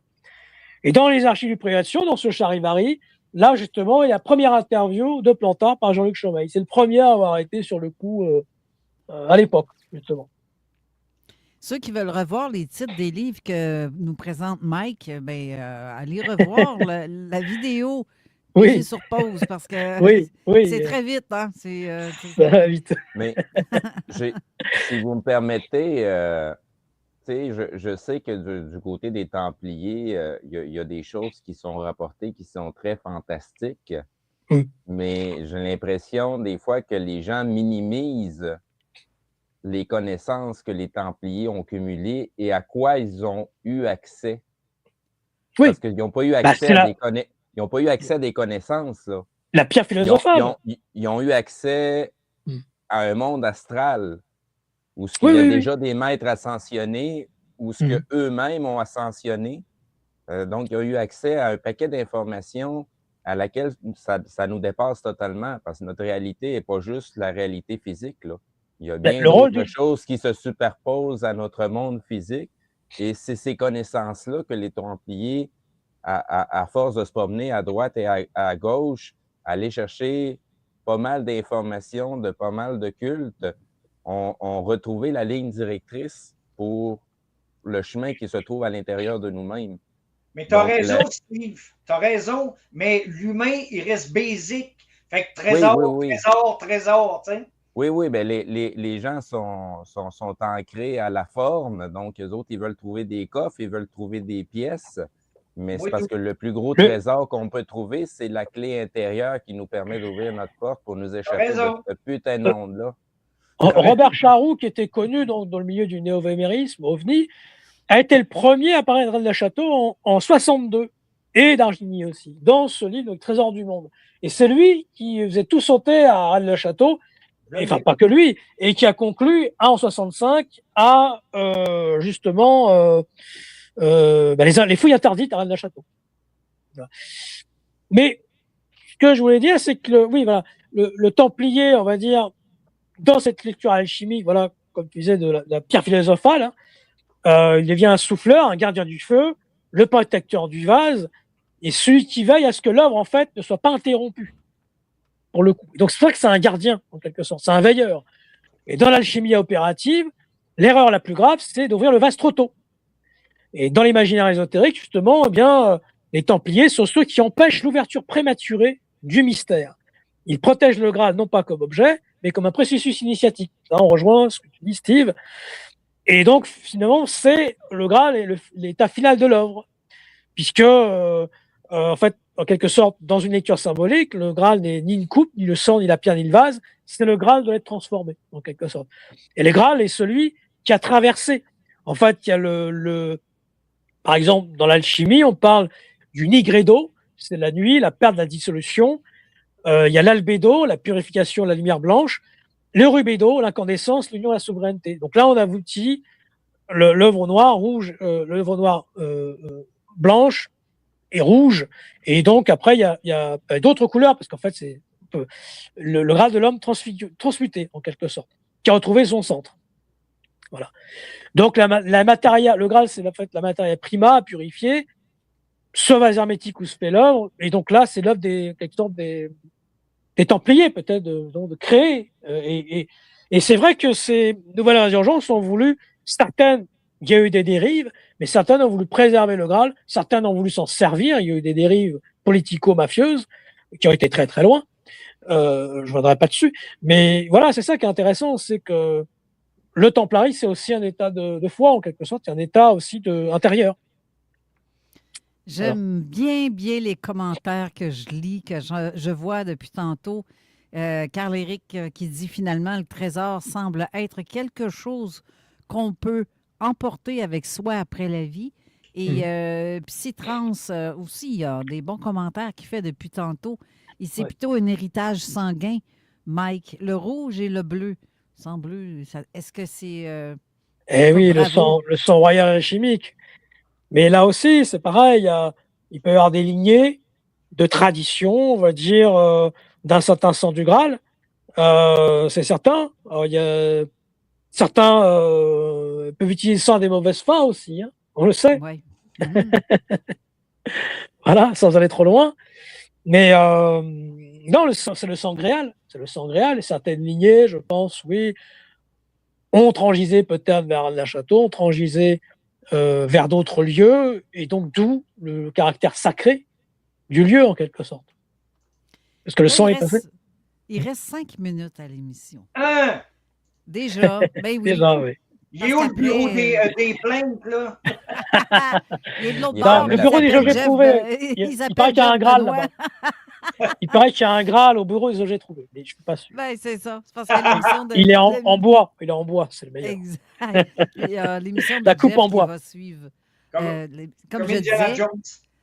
Oui, c'est Voilà, ça. c'est exactement ça. C'est ça. L'émission de Jeff Benoît suit dans quelques instants. Mais si je veux D'accord. conclure Oui, bien sûr, l'émission, on peut conclure. là, j'ai dit 5, mais on est rendu à 4. En 4 minutes, qu'est-ce qu'on aurait à dire pour conclure l'émission avec le message que tu veux nous donner avec tout ça? Faire un ensemble de... C'est un message initiatique, et c'est vrai que c'est intéressant de s'intéresser à l'alchimie, diverses traditions ésotériques, pour comprendre en fait le templarisme dans son ensemble et dans sa substance et dans sa teneur, dans sa candeur en quelque sorte, puisque le mouvement templier, il n'existe plus en tant que tel, mais il perdure toujours aujourd'hui. Donc il continue en quelque sorte. Il continue en nous, en notre cœur, il continue en notre esprit, notre âme. Et c'est ça qui est important, je pense, c'est de faire perdurer aussi. Alors peut-être il y a du mythe, peut-être qu'il y a de la légende, mais voilà, je pourrais conclure sur il n'y a rien de plus réel que le merveilleux. Et finalement, on est bien content de relire toutes ces traditions, tous ces ouvrages anciens qui nous font rêver aussi et qui nous font voyager. Très vrai. Voilà, ça pourrait être ma conclusion. Comme diraient certains, il y a du merveilleux qui se cache en vous. Et oui, c'est ça. Oui, faites la lumière sur vous-même. Je pense qu'on va trouver le chemin. C'est pas mal ça, pareil. Et puis la voix qui est la voix, mais qui n'est pas la voix, mais qui est la voix. On dira là-dessus. Il y a, la voix. Qui se demande le JM7, là, c'est Jean Morissette qui écrit les commentaires, en fait. Parce qu'il parle de son livre depuis tantôt, qui disait la chimie dans mon livre. Eh bien, c'est ça. C'est Jean Morissette lui-même qui écrit un commentaire en dessous. Donc, merci. Je ne peux pas dire autre qu'un merci à vous tous pour toutes vos questions qu'on n'a pas pu quand même merci à tous. lire. Oui. Mais quand même. On a parlé pas mal. Ben oui. Et si tu peux aller répondre à certaines questions qui viennent dans le chat plus tard. Oui, bien sûr. Mike, ça serait intéressant. Bien sûr. Ben, ils peuvent me joindre, de toute façon. Il y a sur Facebook Mike Aldébaran, il y a les deux chaînes Mike Aldébaran et les tablettes d'émeraude. J'ai aussi un mail si on veut me joindre. Et puis, bon, sur Facebook, Mike Aldébaran peut me trouver facilement. Voilà. Ouais. Sinon, il y a déjà aussi pas mal d'entrevues où tu parles de divers sujets. J'en ai écouté quelques-unes avant aujourd'hui. Donc, il y a pas mal de trucs très intéressants que tu nous apportes, puis tu rentres en profondeur. Parce qu'en 2 heures, on ne peut pas tout couvrir, puis le sujet est tellement large que... Il faudrait 10 heures. Et encore, on n'aura pas fini. Avec les questions, on en aurait peut-être pour une semaine environ. Ah oui, je pense, oui. Oui, c'est ça. Il y a beaucoup de questions intéressantes dans le chat. Mais il y en a une que, vite, je vais ça aussi. Attends un petit peu, je viens de la perdre parce que ça monte. Parce qu'on sait que les Templiers, bien, il y a beaucoup de c'est comme une branche qui a plusieurs branches, un arbre qui a plusieurs branches. C'est à peu près ça, les Templiers. Tu en as de toutes sortes de branches qui s'étirent, qui s'étalent à gauche, à droite pour former un autre groupe de gens. Et est-ce qu'il y a des informations pointant sur la suite de ceux du rite écossais descendant des Templiers au temps de l'ère élisabéthéenne qui aurait pu être compromis par les Vénitiens noirs? Ça, c'est une question de Carl-Éric Vasquez. Vite fait. Alors, je lis le... Assez pointu comme question. Oui, c'est ça. Je vais la mettre. Alors, sur le rite... Oui, ben, le rite écossais, il viendrait des mouvements templiers anciens qui se sont inspirés, en fait. Voilà, c'est ça. Ouais. En fait. Et contrairement à ce qu'on pourrait penser, en fait, on n'imagine pas, quand on ne connaît pas trop bien les Templiers, on ne connaît pas trop la maçonnerie, ben on ne voit pas le lien au départ. Non, effectivement. Voilà. Il faut creuser, il faut chercher, il faut aller dans le creuset pour le coup, pour comprendre. Il y a le livre de Renaud Maric aussi qui s'appelle De la loge P2 à l'OTL. Alors là, je conseille celui-là alors. Je conseille celui-là. Oui, j'avais collaboré avec lui. Oui. Voilà, tu en avais parlé, exact. Ouais. Oui. On en avait parlé. Ouais, je conseille celui-là, qui est intéressant. Effectivement. Vraiment. Ouais. Ben, Colin, merci. Merci à vous tous pour merci vos à vous, commentaires, surtout. vos questions. Et merci, Mike, d'avoir merci, Carole et Steve et Jean.